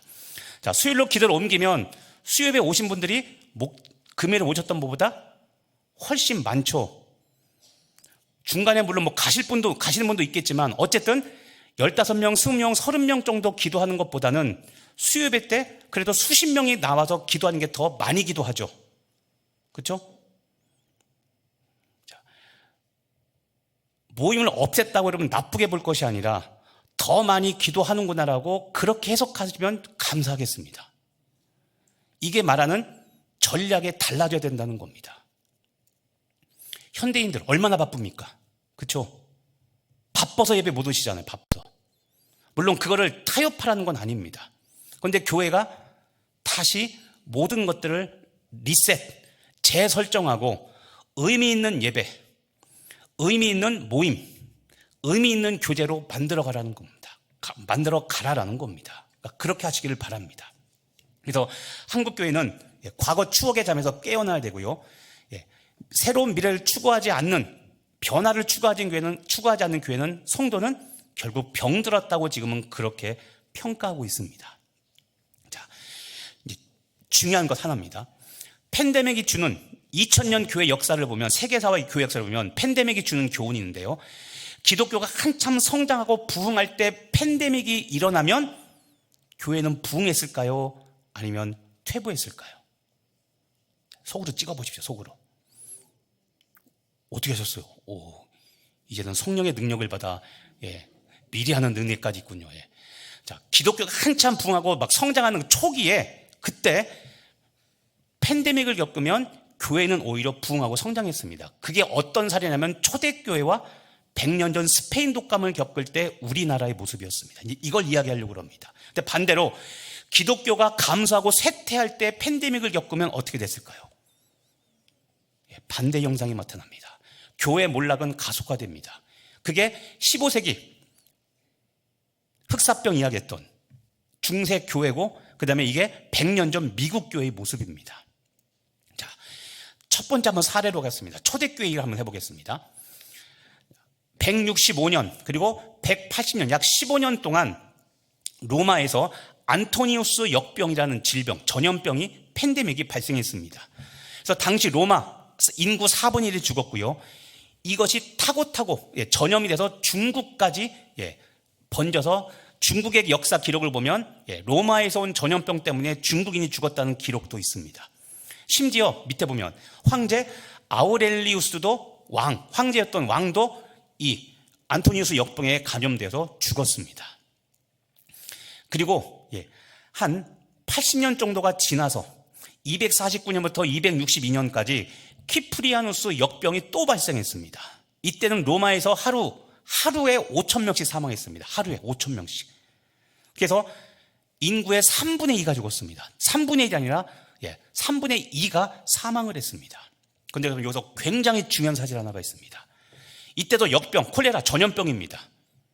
자, 저 때는 2000년, 약 2000년, 1800년 전이니까 전염병 의학이 발달했을까 안 발달했을까요? 약품 이런 게 없어요. 그냥 유일한 치료 방법은 격리해서 그냥 이 역병이 끝날 때까지 기다려야 됩니다. 그런데 여러분 정말 중요한 내용입니다.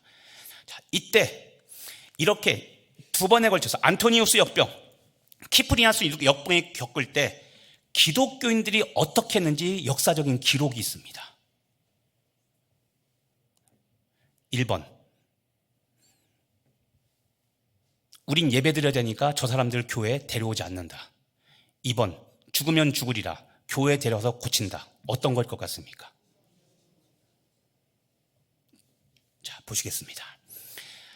알렉산드리아 감독 디오니스가에게 쓴 보고서 편지입니다. 거기에 보면 우리 형제 그리스도인 대부분은 무한한 사랑과 충성심을 보여주었으며 한시라도 몸을 사리지 않고, 또 그들 그리스도인들입니다. 기독교인들은 위험을 무릅쓰고 아픈 자를 보살폈고 그들의 모든 필요를 채워주었고.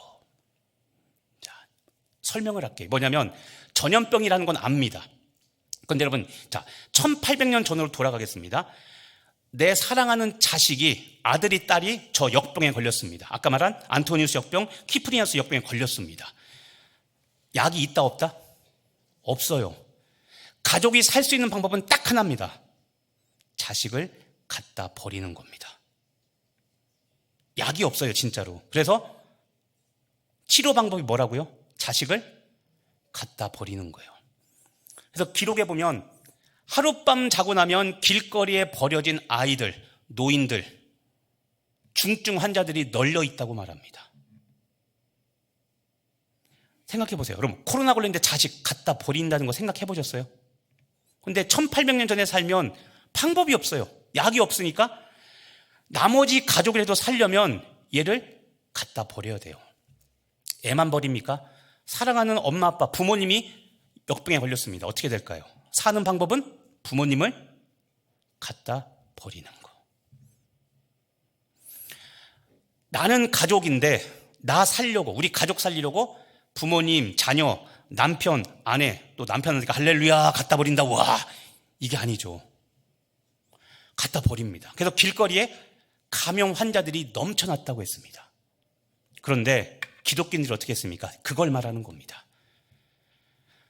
안 믿는 사람들, 또 믿는 사람도 마찬가지입니다. 갖다 버린 그들의 자녀, 그들의 부모, 그들의 형제 자매를 교회로 데려옵니다.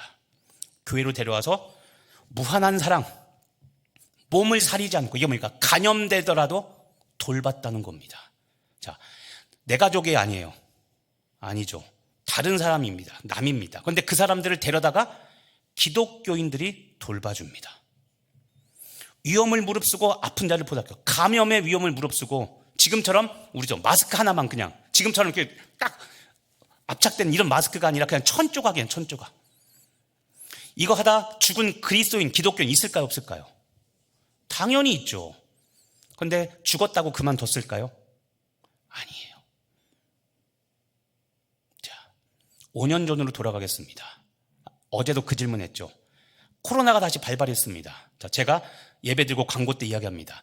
우리 내일부터 교회는 예배는 영상 예배로 드리고, 교회 본당을 우리 강릉, 지금 아산병원, 의료원 넘쳐나는데 환자들이 수용할 수가 없는데 우리 교회가 이 본당과 아래 교육관 여기를 내어줘서 우리 선별 진료소 또는 병상으로 쓰게 합시다. 자, 여러분 어떻게 할 겁니까? 감사합니다. 너나 하시오. 담임 목사 그만두시오. 이렇게 할 겁니까? 여러분, 우리의 믿음의 선조들은 1800년대 이렇게 했어요. 그러니까 자, 아까 연대를 보십시오. 165년, 180년, 249년, 이게 초대교회 역사입니다. 초대교회 때 왜 척발적인 성장했는가? 이 역병 이후에, 자, 역병이 끝났습니다. 끝났는데 자, 아까 말한 내가 자식 갖다 버렸습니다.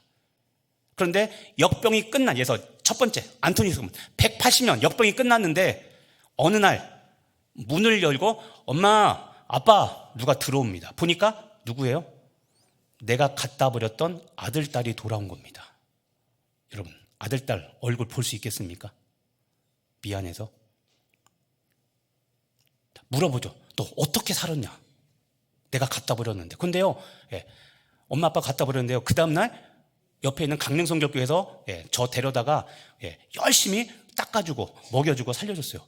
아니, 그 사람들은 감염 안 됐어? 죽은 사람도 있는데요, 어쨌든 교인들이 그렇게 돌봐줬어요. 자, 이 부모 강릉성결교에 다닐까요, 안 다닐까요? 안 다니자는 손 들어보세요. 제가 패겠습니다. 제가 마구마구 때리겠습니다. 자, 이게 복음 전파였던 겁니다. 아까 했죠. 직접적인 전도가 아니라 간접적인 전도였죠. 관계 전도. 이게 우리의 믿음의 선조들이 했던 일들입니다. 교회에서 했던 일들입니다. 자, 여기까지는 너무나 아름다운 이야기죠. 그런데 이제는 중세기로 한번 가보겠습니다. 15세기 흑사병이 발생했을 때 교회가 어떻게 했는가? 자, 종교개혁 전에 독일 교회의 모습입니다. 흑사병이 딱 발생됐습니다. 그랬더니 제일 먼저 도망간 사람이 누구게요? 잠깐만요. 예를 들어도 화를 안 낼 사람이 누가 있을까? 아무튼 MZ세대 우리 전유진 집사님, 찍혔어요. 자, 제일 먼저 도망간 사람 1번 이기원, 2번 전유진, 누구였을까요?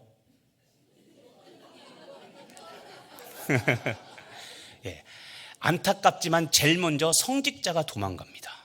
성직자. 왜 그랬을까요? 성직자가 도망가면서 이 말을 선포하고 갑니다. 이 역병은 하나님이 너희들이 회개하여서 내린 징벌이다 라고 하고 그렇게 하고 도망갑니다. 그러니까 다들 도망가라. 자, 누가 내린 질병이라고요? 하나님이 내린 형벌이라고 이야기합니다. 그러니까 빨리 도망가라, 피해라. 우리도 말을 잘해야 됩니다. 좀 죄송합니다, 여러분. 기독교 쪽에 좀 굉장히 극우 쪽에 계신 분들이 이런 거 있으면 꼭 우리나라가 뭐 죄를 지었는데 회개 안 해서 그렇다. 우리 회개 안 한 게 우리가 1, 2년 전 일일까요? 2000년 전에도 회개 안 했고 3000년 전에도 회개 안 했습니다. 근데 왜 그땐 이런 게 없고 왜 이때 발생할까요? 그러니까 그 말은 맞는 것 같지만 사실은 진리는 아닙니다. 자, 근데 문제가 있습니다. 하나님이 내린 징벌입니다. 그러면 거룩하게 산 성직자들은 걸려야 됩니까? 안 걸려야 됩니까?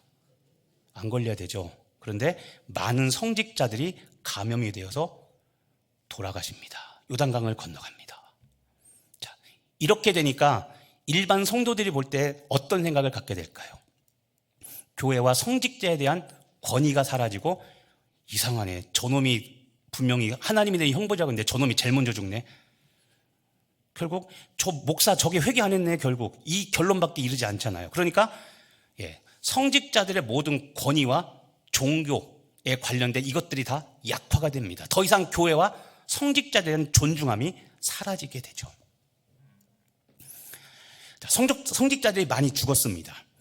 그런데 성직자들이 없으니까 교회, 성당, 그 당시 성당에 재정을 뒷받침하던, 우리 어제 이야기했죠, 그저께 그 장원제가 붕괴되면서, 토지제도 그렇죠? 붕괴가 되면서 중세, 여러분, 성당이, 교회가 땅 부자였습니다. 땅 부자. 죽으면서 저 당시 죽으면서 자식에게도 유언 남기지만 교회에 기증하고 죽는. 외국은 기부 문화가 많이 발달되어 있잖아요. 기증 문화, 그렇죠? 도네이션. 그래서 당시 교회가 굉장히 부자였습니다. 그런데 성직자가 역병을 해서 많이 죽으니까 성직자가 부족하죠. 그래서 적어도 저 같은 경우도 그럽니다. 7년, 그러니까 7년 동안 배우고 현장에서 목회 실습을 해야, 그래야 목회 안수를 받을 수 있는데, 성직자가 당장 부족하고 성당을 운영할 수 없으니까 어떡합니까? 속성, 입시, 신학교. 지금처럼 3년 대학원 다녔는데 6개월만 공부해, 목사 안수 줄게, 빨리빨리 해갖고 막 신부가 되는 겁니다. 자질이 부족한 성직자들이 막 채용이 됩니다. 성직자가 됐는데 재정 부족이 여전합니다. 왜 그러냐면 당시 천주교, 당시 그 카톨릭 교회는 장원제를 통해서 농업 중심의 경제권을 갖고 있었는데 어제 이야기했죠.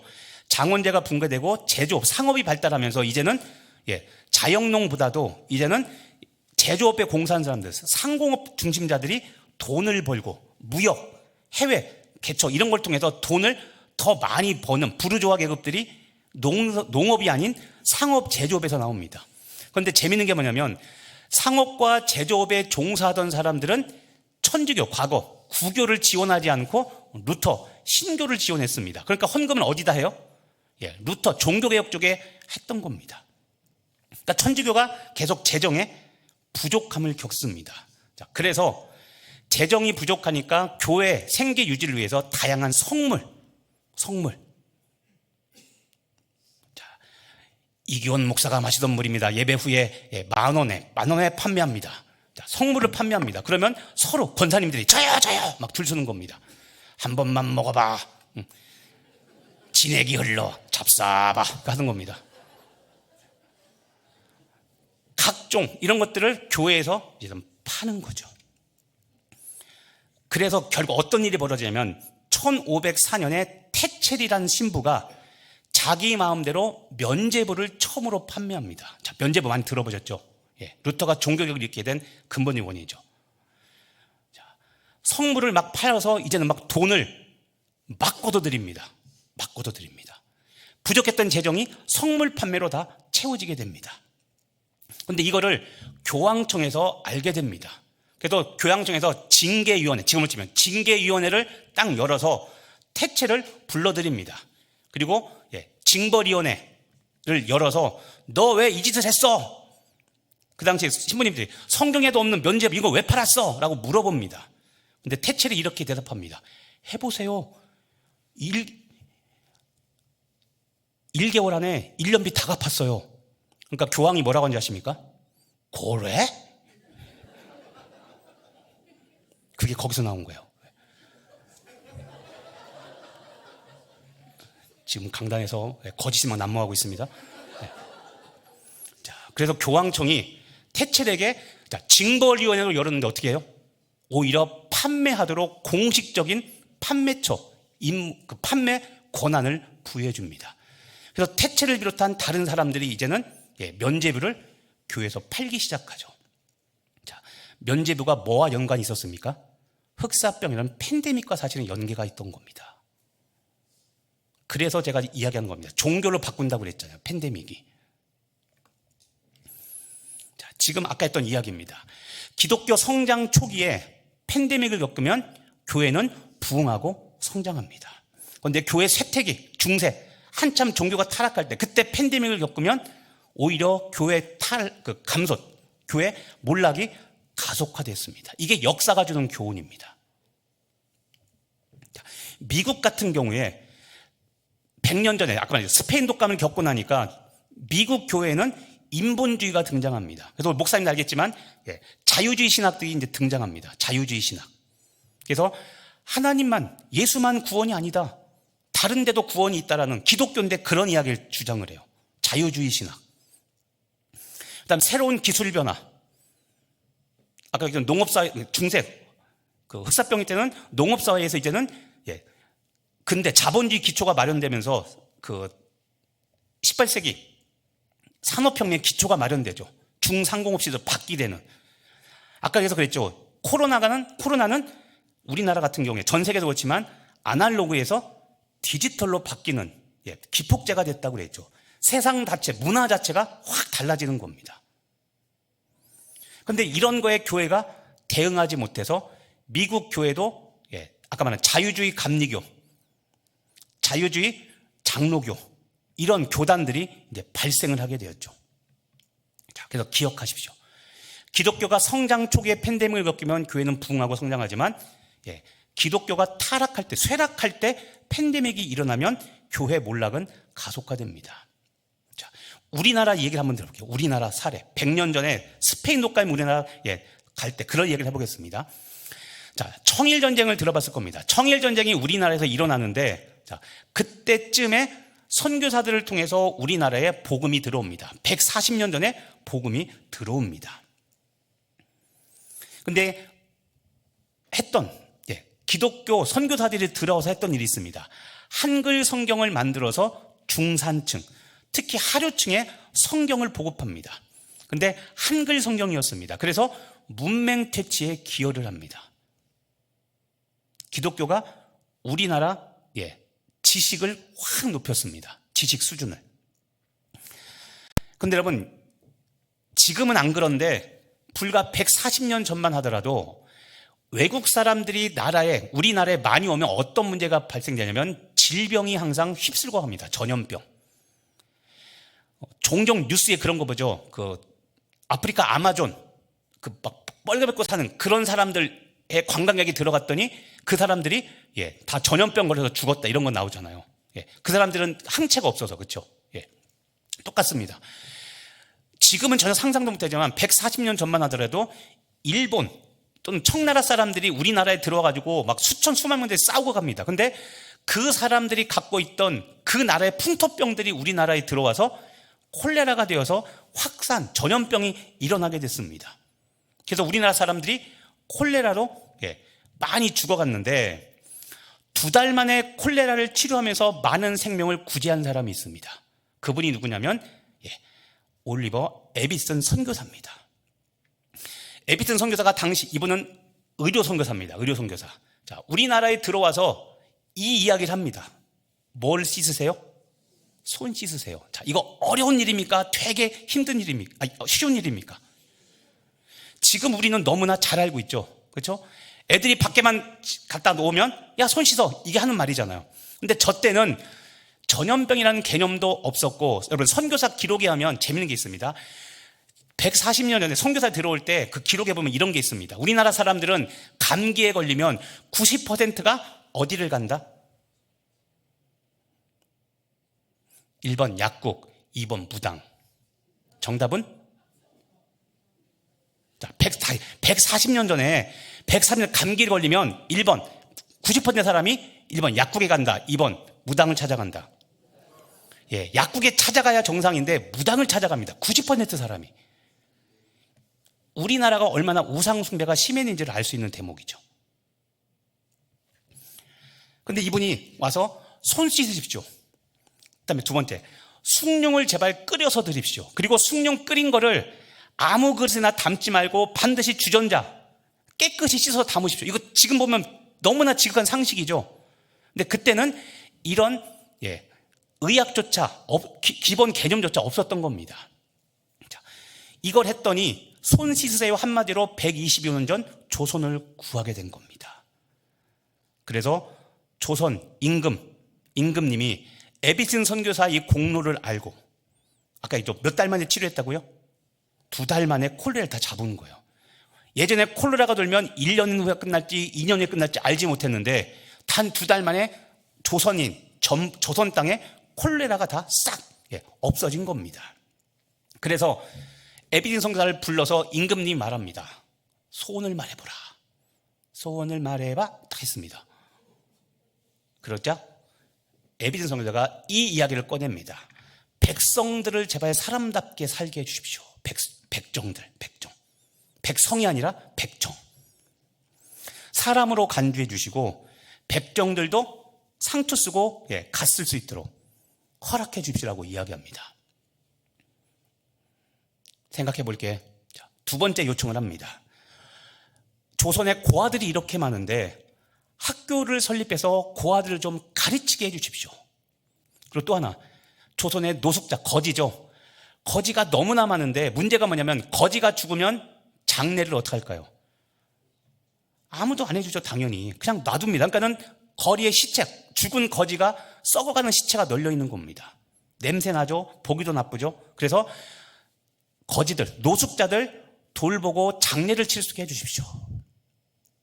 3번째, 여성에게도 세례명을 우리 교회에서 줄 수 있게 해주시고 남자와 같이 좀 인격적으로 대우해 주십시오. 여자는 동물이나 종이 아니라 똑같은 사람입니다. 그리고 한 걸음 나가서 여성에게 제발 교육의 기회를 좀 주십시오 라고 부탁을 합니다. 그래서 만든 학교가 뭐예요? 대표적인 게? 그쵸. 그래서 유관순, 기독교인이었죠. 이화학당의 유관순이 탄생하게 된 겁니다. 마지막으로 축첩제와 음주와 도박, 뇌물 좀 금지해야 될 것 같습니다. 그래야 조선이 살 것 같습니다. 윤리 도덕이 땅바닥에 떨어졌다는 겁니다. 이런 말을 하면서 에비슨 선교사가 조선의 사회운동을 주도해 나갑니다.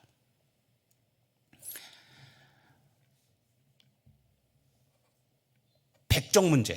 유기준이 이런 편지를 그리겠습니다. 이들 백정입니다. 백정에게 한국에서 남자의 상징인 상투를 들고 갓을 쓰는 영예로운 습관이 허용되어 있지 않습니다. 오랫동안 고난받아온 백정들에게 정의로운 조처가 취해진다면 우리 모두 크게 기뻐할 것을 밝혀주는 바입니다라면서 에비슨이 내무 대신, 지금은 내무부 장관이죠. 유기준에게 쓴 편지 내용입니다. 그런데 콜레라 방역에 성공한 것을 인정을 해줘서 이 에비슨 선교사의 청을 들어줍니다. 좀 전에 말했던 이것들, 이게 누가 한 일입니까? 우리 조선 양반 나리들이 한 게 아니라 선교사 한 명이 한 일입니다. 그래서 이렇게 말합니다. 조선 왕조는 망해가고 있었지만 복음이 들어와서 민족을 새롭게 만들어가고 있었다고 그렇게 평가합니다. 3.1운동의 핵심 정신은 윌슨의 민족 자결주의 사상도 선교사들이 우리 민족 지도자들에게 전수해진 사상입니다. 알려준 사상입니다. 선교사들의 공입니다. 평양 대부흥운동으로 1907년에 시작 평양 대부흥운동으로 도덕적 사회적 개혁이 일어납니다. 아까 그런 얘기했죠. 일본 순사들한테 시장 가서 제일 정직한 사람 잡아오면 된다. 그게 기독교입니다. 정직한 도덕, 윤리, 사회개혁운동을 했습니다. 그래서 12년 후에 일어날 3.1운동의 기반이 되게 하셨던 겁니다. 거룩함으로 우리나라 백성들을. 1909년에서 1910년 2년 동안은 100만인 구령운동을 펼쳤습니다. 100만 동포를 그리스도께로 인도하자. 전국에서 10만 명에게서 예수님을 믿게 됩니다. 이 기간 동안 1년 동안 10만 명. 지금 10만 명이면 우리 강릉 인구의 절반이죠. 어마어마한 사람들입니다. 정부가 일본의 국권을 침탈한 이 상태에서 선교사들이 교회와 미션 스쿨이 서로 네트워크, 지금은 네트워크를 이루어서 이 100만인 구령 운동을 성공하게 되죠. 그리고 이게 10년 후에 결국 3.1 운동의 모판이 됩니다. 그래서 독립선언서 쓴 분의 3분의 1 이상이 우리 기독교인들이죠. 또 1919년 3.1 운동이 벌어지자 일본이 깜짝 놀라서 일제히 문화 통치를 합니다. 그전에는 헌병 통치였습니다. 뭐냐면 헌병 통치는 잡아다 무조건 고문하고 두들겨 패고 그렇게 했는데 그걸 알게 된 겁니다. 조선인들은 패면 팰수록 더 강해진다는 걸 알아서 이제는 문화 통치. 그래서 이때 들여온 것들 중에 대표적인 게 뭐냐면 일본의 고스톱. 지금 남자분들이 하고 있는 거 있죠. 그때 일본이 이거 한국 남자들에게 가르쳐주고 일하지 않고 놀게 만들려고 만든 게 장난감 문화가 바로 대표적인 그겁니다. 일본의 고스톱, 그건 원래 포르투갈에서 온 건데 그게 일본 민화와 이렇게 합쳐져 가지고 우리나라에 뿌려서 농한기 때 남자들이 모여서 화투치게 미래 없이 그렇게 살도록 그렇게 만든 거죠. 자, 일제히 문화 통치가 시작되면서 우리나라 사람들에게 일본 사람들이 강력하게 권하는 게 있습니다. 술, 담배, 매춘, 마약 이런 것들을 권면합니다. 부어라, 마셔라, 즐겨라. 노세 젊어서 노세, 늙어지면 못 노나니 놀아라. 공부하지 않고 연구하지 않고 민족 독립에 신경을 못 쓰도록 이런 문화들을 배포해서 놀게 만듭니다. 전국의 양조장과 술집을 양성화시킵니다. 창녀총을 건설하고요, 도박장을 건설해서 한국 남자와 여자들이 계속 놀게 만듭니다. 자, 그런데 일본이 저 문화 통치를 할 때 우리 한국교회는 뭘 하고 있었을까요? 한국교회는 그걸 알고서 전 국민을 상대로 금주 금연운동, 축첩 금지운동을 교회가 중심에서 펼칩니다. 가정을 지키십시오. 몸 생각해야 됩니다. 술 드시면 안 됩니다. 일본은 저걸 계속 강조하고 막 권면하는데 교회는 그러시면 안 됩니다. 우리 나라를 지킵시다. 가정을 지킵시다. 교회에서 매춘 금지위원회를 발족해서 창녀를 전도하고 그들에게 직업 교육을 시켜줍니다. 이 일 더 이상 하지 마시고 직업을 배워서 정당의 돈을 보십시오. 120년 전에 우리 조상 기독교인들이 했던 일들입니다. 그래서 1932년 기독신보에 이런 기사가 있습니다. 그들 선교사입니다. 그들 안에 하나님의 사랑이 있음이니 첫째로 그들에게 이 사랑이 있기에 자기 생명을 돌아보지 않고, 또 빨간 글씨 하나님의 자녀를 도와주는 일을 위해 생명까지 바칠 각오가 돼 있다. 자, 아까 안토니우스 역병 2개 터졌을 때 그리스도인이 어떻게 했습니까? 위험을 무릅쓰고 부모가 갖다 버린 자식, 자녀가 갖다 버린 부모를 그리스도인들이 데려다가 교회에서 돌봤다고 그랬죠. 선교사도 똑같았습니다. 우리나라의 선교사들도. 자, 다시 보세요. 하나님의 사랑이 있어서 이 사랑이 있기에 자기 생명을 돌보지 않고 하나님의 자녀를 도와주는 일을 위해서 생명까지 바칠 각오가 되어 있다. 그래서 콜레라를 고치고 했던 겁니다. 자, 그 다음을 보십시오. 이를 본 신도들도 선교사들을 찾아 병실에서 환자를 간호하겠다고 자원했고, 교회 다니는 성도들도 간호사 자격 없는데 나도 선교사님 돕겠습니다 라고 간염의 위협이 있지만 마스크 하나, 천 하나 둘러쓰고 가서 선교사들을 도와 간호하고, 그 다음 보십시오. 많은 조선인이 그래서 복음에 관심을 갖게 되었다고 말하고 있습니다. 자, 초대교회 때 역병이 펼쳐졌을 때 초대 그리스도인이 했던 모습들, 그리고 140년, 120년 전 우리 믿음의 조상들이 했던, 특히 선교사들이 했던 이 모습 똑같습니까? 다릅니까? 똑같죠. 이런 헌신이 있었으니까 일제시대, 일제강점기 때 그 고난과 핍박과 어려움 속에서도 신앙 버렸습니까? 지켰습니까? 지켰죠. 자, 다시 한번 기억해 보시죠. 기독교 성장 초기에 팬데믹을 겪으면 교회는 부흥하고 성장합니다. 근데 기독교가 쇠퇴할 때 팬데믹을 겪으면 교회 몰락은 가속된다고 했죠. 가속화된다고 그랬죠. 자, 그럼 질문 하나 하겠습니다. 현재 한국교회는 쇠퇴기입니까? 부흥기입니까? 쇠퇴기죠. 좀 전에 쇠퇴기 때 팬데믹을 맞으면 어떻게 된다고 했습니까? 교회가 부흥한다고 했습니까? 몰락이 가속화된다고 했습니까? 자, 인정하기 싫지만 우리가 지금 그 상황에 있다는 것을 자각해야 되는 겁니다. 제가 위험을 조장해서 뭔가 해보려고 하는 게 아니라, 자, 객관적인 사실을 알고 계셔야 되는 겁니다. 얘기했죠. 2005년부터 한국교회는 지금 감소세로 돌아섰습니다. 쇠퇴하고 있습니다. 자, 그렇다면 교회가 해야 될 일이 과연 무엇이라고 생각합니까? 교회가 해야 될 일. 자, 팬데믹의 2000년 역사를 보면 중요한 진리 하나를, 공통된 진리 하나를 발견할 수 있습니다. 하나님은 교회를 빅체인지, 크게 바꾸기 전에 세상을 먼저 빅체인지, 크게 바꾸셨습니다. 우리 생각에는 교회를 먼저 바꾸시고 세상을 바꿔야 좋을 것 같은데, 하나님은 팬데믹이 있을 때 먼저 팬데믹을 통해 세상을 바꾸셨고 그 다음에 교회가 바꾸도록 그렇게 하나님은 역사하셨습니다. 자, 왜 그랬을까요? 이유가 뭘까요? 변화된 세상을 보고 변화된 세상에 맞게 복음을 전하라는 겁니다. 세상이 어떻게 바뀌었나를 보고 그거에 맞게, 그 시대에 맞게 복음을 전하라는 겁니다. 그래서 이야기했죠. 코로나 겪었을 때 우리가 많이 이야기했던 건 뉴노멀, 새로운 표준, 새로운 기준, 이것에 맞춰 정치, 경제, 사회, 문화, 생활, 심지어 종교까지 다 바꾸게 된다고 계속 이야기하고 있는 겁니다. 그래서 유명한 말이 있습니다. 복음 전파는 사회적 신뢰에서 나온다고 말합니다. 사회적 신뢰.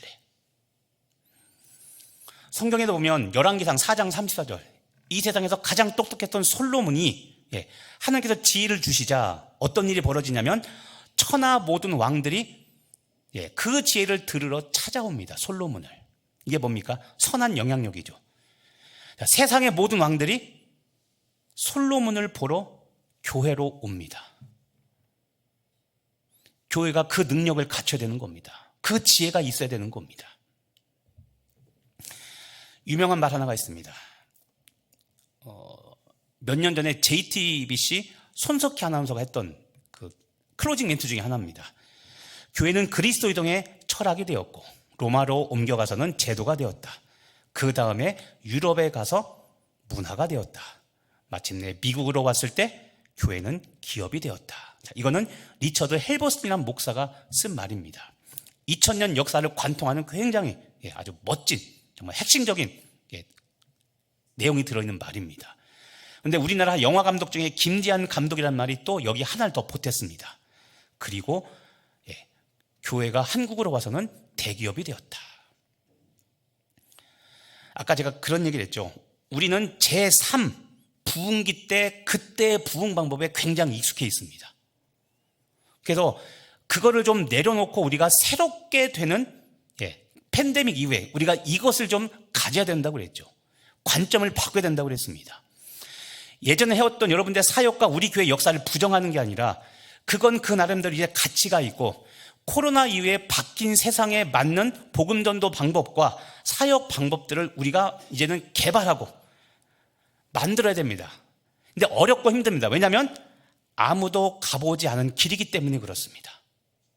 하지만 아무도 안 가봤기 때문에 눈치 보고 있으면 시간은 그냥 가고 이제는 암울한 미래만 남기 때문에 우리는 하나님께 더욱더 기도하고 하나님의 지혜를 구하며 이 세상을 변화시킬 지혜를 달라고 능력을 달라고 기도하며 우리가 먼저 앞장서야 되는 겁니다. 제가 그랬잖아요. 101년 전에 우리 강릉성결교회가 그 일을 했습니다. 믿으십니까? 이제는 101년 후에 한 세대가 지난 우리들이 이제는 그 일을 새롭게 시작해야 되는 겁니다.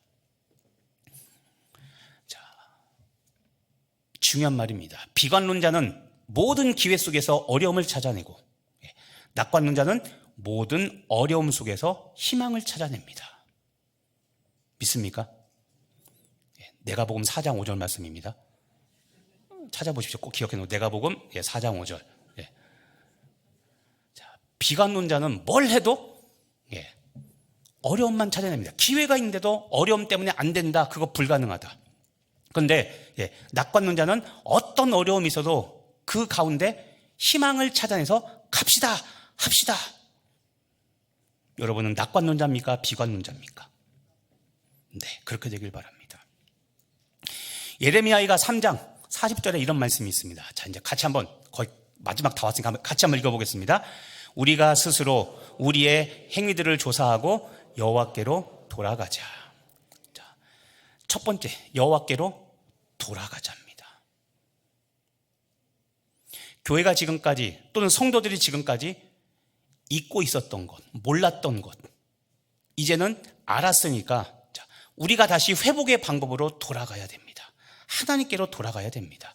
그래야 교회도 살고 성도도 살고 우리 나에게 맡겨진 이 강릉 딸도 살고 우리 나라도 살고 전 세계 민족이 삽니다. 우리가 그 역할을 해야 될 줄로 믿습니다. 여호와께로 돌아가야 되는데 자, 이것을 주목해서 보시기 바랍니다. 스스로 우리의 무엇들을 조사하자고요? 행위들. 네. 과거 영광에 사로잡혀 있지 말고 과거 방법 고집하지 말고 지금 바뀌었다고 계속 이야기했잖아요. 그렇게 해서 안 될 것은 없는데 그렇게 해도 하면 이제는 세상 사람들이 반응하지 않습니다. 자, 디지털 시대로 바뀌었는데 여전히 아날로그적인 추억이 물론 있지만 아날로그에 사로잡힌, 제가 그렇게 표현했죠. 허접한 것, 이런 제발 전도 방법들, 전도 물품들 이제는 다시 재고하고 이 시대에 맞게 우리가 재편해야 된다고 그랬죠.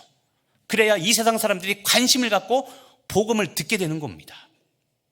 자, 스스로 우리들의 행위를 조사해서 어떻게 해야 됩니까? 여호와께로 돌아가야 됩니다. 오늘 읽었던 말씀을 이제 보시길 바랍니다. 요셉이 애굽 왕 바로 앞에 설 때 나이가 몇 살이었습니까? 30세였습니다. 그가 바로 앞을 떠나 애굽 온 땅을 순찰하니. 자, 이 말씀이 무엇이냐면 요셉이 이제는 애굽의 총리가 되었습니다. 몇 살에요?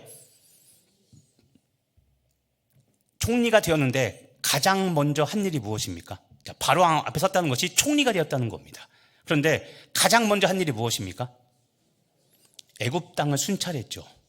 자, 여러분, 왜 요셉이 가장 먼저 총리가 되자마자 했던 일이 애굽 땅을 순찰하는 것이었을까요? 총리가 되면 보고받고 그냥 행정 집행하면 되잖아요. 자, 30세가 됐다고 했는데 그 앞에 10년을 어디서 보냈습니까? 1번 왕궁에서, 2번 교도소에서. 교도소에서 보냈죠. 자, 10년입니다. 10년이라는 세월. 요셉은 감옥에 있을 때든 보디발의 집에 있을 때든 여호와께서 함께 하심으로 형통을 경험했던 사람입니다. 그에게는 하나님의 능력이 있었습니다. 그런데 문제는 하나님께서 이제는 인생 밑바닥에서 애굽의 최고 위치로 교도소에서 대통령으로 옮겨졌습니다. 그런데 요셉에게는 하나님의 지혜와 능력이 있는데 10년 동안 감옥에 있었기 때문에 10년 동안 변한 세상을 알까요? 모를까요? 모르죠. 그래서 요셉은 총리가 되자마자 가장 먼저 변화된 애굽을 파악하려고 온 애굽을 순찰합니다. 총리가 되어서 애굽을 다스리기 위해. 자, 마찬가지입니다. 요셉이 그렇게 했던 것처럼 우리에게도 요셉이 있습니다. 권요셉. 네. 권요셉 목사님 필두로 해서 우리도 강릉 땅을 돌아보면 될 줄로 믿습니다. 권요셉 목사님 내가 좀 더 계좌번호 보낼게요. 네. 자, 중요한 이야기입니다. 그렇죠? 요셉의 지혜입니다. 요셉의 지혜. 지금도 봤잖아요. 우리 같으면 그냥 이제 제1 권위자가 됐으니까 야 국무총리 야 국방부 장관 보고해봐. 내무장관 보고해. 자, 앉아서 할 수 있는데 요셉은 그렇게 하지 않고 본인이 직접 순찰하고 다니며 하나님의 지혜와 능력으로 애굽 전체를 봅니다. 그래서 풍년 7년, 흉년 7년을 대비해서 그때 양식을 모아두고 결국 그것이 출발점이 되어서 아버지 애굽 유대 민족까지 살리는 역사를 이루어내죠. 아멘입니까? 자, 문제 하나 내겠습니다. 자, 다음 중에서 가장 문제가 심각한 종을 고르시오. 1번 영리하고 부지런한 종, 2번 영리하고 게으른 종, 3번 미련하고 부지런한 종, 4번 미련하고 게으른 종. 자, 누가 제일 심각한 종일까? 문재인만은.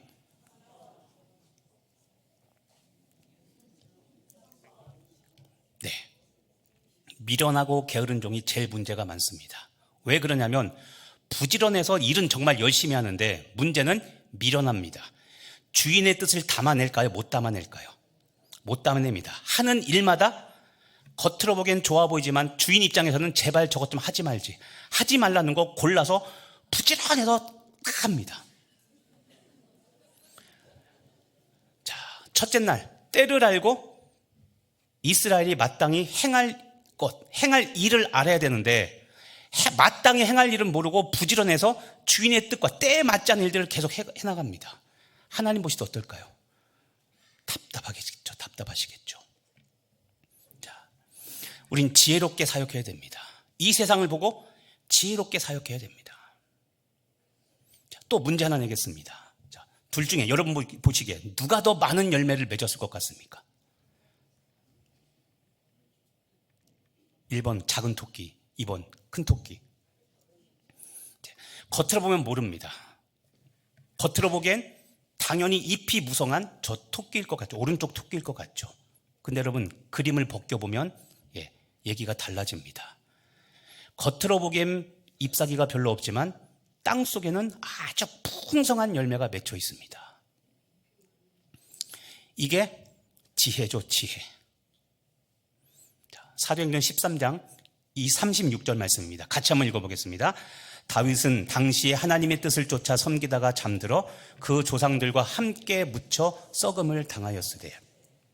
다윗하면 항상 따라된 수식어가 있습니다. 하나님의 마음에 합한 사람, 그렇죠? 하나님의 마음을 기쁘게 하는 사람입니다. 다윗의 역사에서 사도행전에서 중요하게 밝히는 하나가 있습니다. 다윗은 당시에 누구의 뜻이요? 하나님의 뜻을 쫓아 섬겼다는 이 말입니다. 자, 하나님의 뜻도 중요한데 그 앞에 있는 단어도 중요합니다. 당대, 그때입니다. 다윗이 통치할 그때 다윗은 하나님의 뜻을 따라서 그 뜻을 따라 섬기며 사역을 해서 통일왕국을 이루었던 겁니다. 통일왕국이라는 이 업적보다도 성경이 강조하는 것은 당대 하나님의 뜻, 그래서 하나님의 마음에 합한 사람이라는 겁니다. 그럼 이것을 지금 우리한테 적용해 보십시오. 지금 이 시대에 하나님의 뜻이 무엇인가? 이것을 알아야 되고 이것을 위해서 우리가 세상을 알아야 되죠. 모르고 열심만 가지고 기도만 가지고 사역할 것이 아니라 변화된 세상에 우리가 어떻게 사역할 것인가, 이게 저와 여러분이 이제부터 해 나가야 될 일들입니다. 자, 리더, 지도자는 리더, 세상을 읽을 줄 아는 사람이어야 됩니다. 리더는 그래서 리더라고 이야기합니다. 자, 교사, 목회자, 성도, 교회는 이 시대를 읽고 이 시대를 이끄는 사람들입니다. 하나님은 저와 교회와 성도를 그렇게 선택하셨습니다. 저와 여러분은 이 세상을 읽을 줄 아는, 그리고 그래서 이 세상을 이끌어 갈 수 있는 리더가 돼야 됩니다. 시대의 필요를 알고 이 시대의 문제를 해결하는 사람이 바로 저와 우리 강릉 성결교회 성도가 돼야 될 줄로 믿습니다. 자, 말씀을 정리하면서 시대적 사명이 있습니다. 시대적 사명. 첫 번째는 저와 여러분 공통입니다. 구원입니다. 먼저 내가 예수님을 구주로 믿고 내가 구원을 받고, 개인 구원입니다. 자, 구원받은 우리들이 세상에 나가서 세상의 제도와 세상의 나쁜 관습과 이런 것들을 다 뜯어 고치며 사회 구원을 이루어야 됩니다. 아까 우리 선교사들이 교육과 의료를 통해서 우리나라를 바꾸고 복음했던 것, 그게 바로 사회 구원입니다. 개인 구원에 이르는 것만이 아니라 또 우리들이 해야 될 일이 있습니다. 가족 복음하죠. 지금도 아마도 그런 분 계실 것 같아요. 어제 오늘 지금 다 막 9시 넘어가 보니까는 남편이 너 도대체 목사랑 가서 살아, 할렐루야, 교회가 밥 먹여주냐, 이런 말 들으시는 계실지 모르겠습니다. 구원해야 되잖아요. 그분들, 그렇죠? 믿지 않는 우리 부모님들, 형제 자매들, 친척들, 그죠? 가족 복음화. 또 우리가 해야 될 일이 있습니다. 강릉 복음화, 영동 복음화, 그렇죠? 특히 얘기했죠. 강원도 지역은 여러분 복음이 활성화한 지역이 아닙니다. 아까 봤죠? 불교와 강릉, 기독교 똑같이 7~8%입니다. 우리에게는 50% 이상의 무신론자들이 있습니다. 이게 지금 한국계 공통이라고 그랬죠. 다른 종교보다도 안 믿는 사람들이 월등히, 그래서 무교, 아까 했죠. 30년 후에는 우리나라 제1등의 종교가 무교라고 했죠. 무교. 또 우리가 해야 될 일이 있습니다. 강릉 복음화뿐만 아니라 한반도 복음화를 위해서 기도해야 됩니다. 평화적 복음 통일을 위해서, 또는 복음적 평화 통일을 위해서 우리는 기도해야 됩니다. 그리고 세계 복음화를 위해서 기도해야 됩니다. 왜냐하면 세상 모든 민족에게 복음을 전할 때 그때 예수님이 이 땅에 오시기 때문입니다. 아멘입니까? 네. 자, 지금부터는 이제 목장별로 함께 나눠보겠습니다. 화장실 급하신 분들은 이 길을 이용해서 갔다 오셔도 되고요. 자, 한 15분, 20분 정도 될 테니까는 너무 오래 나누지 못하고요. 자, 지금 목장별로 이겁니다. 자, 부흥회 기간 동안 나에게 가장 인상 깊었던 것이 무엇입니까? 자, 자유롭게 자리 옮겨도 되고요. 이렇게 해서 시간 지금 9시 5분인데요. 한 15분 20분 정도 시간 드릴 테니까 같이 나누시고 그 다음에 우리 기도하고 마치도록 하겠습니다. 같이 지금 자연스럽게 목장 모임 하도록 하겠습니다.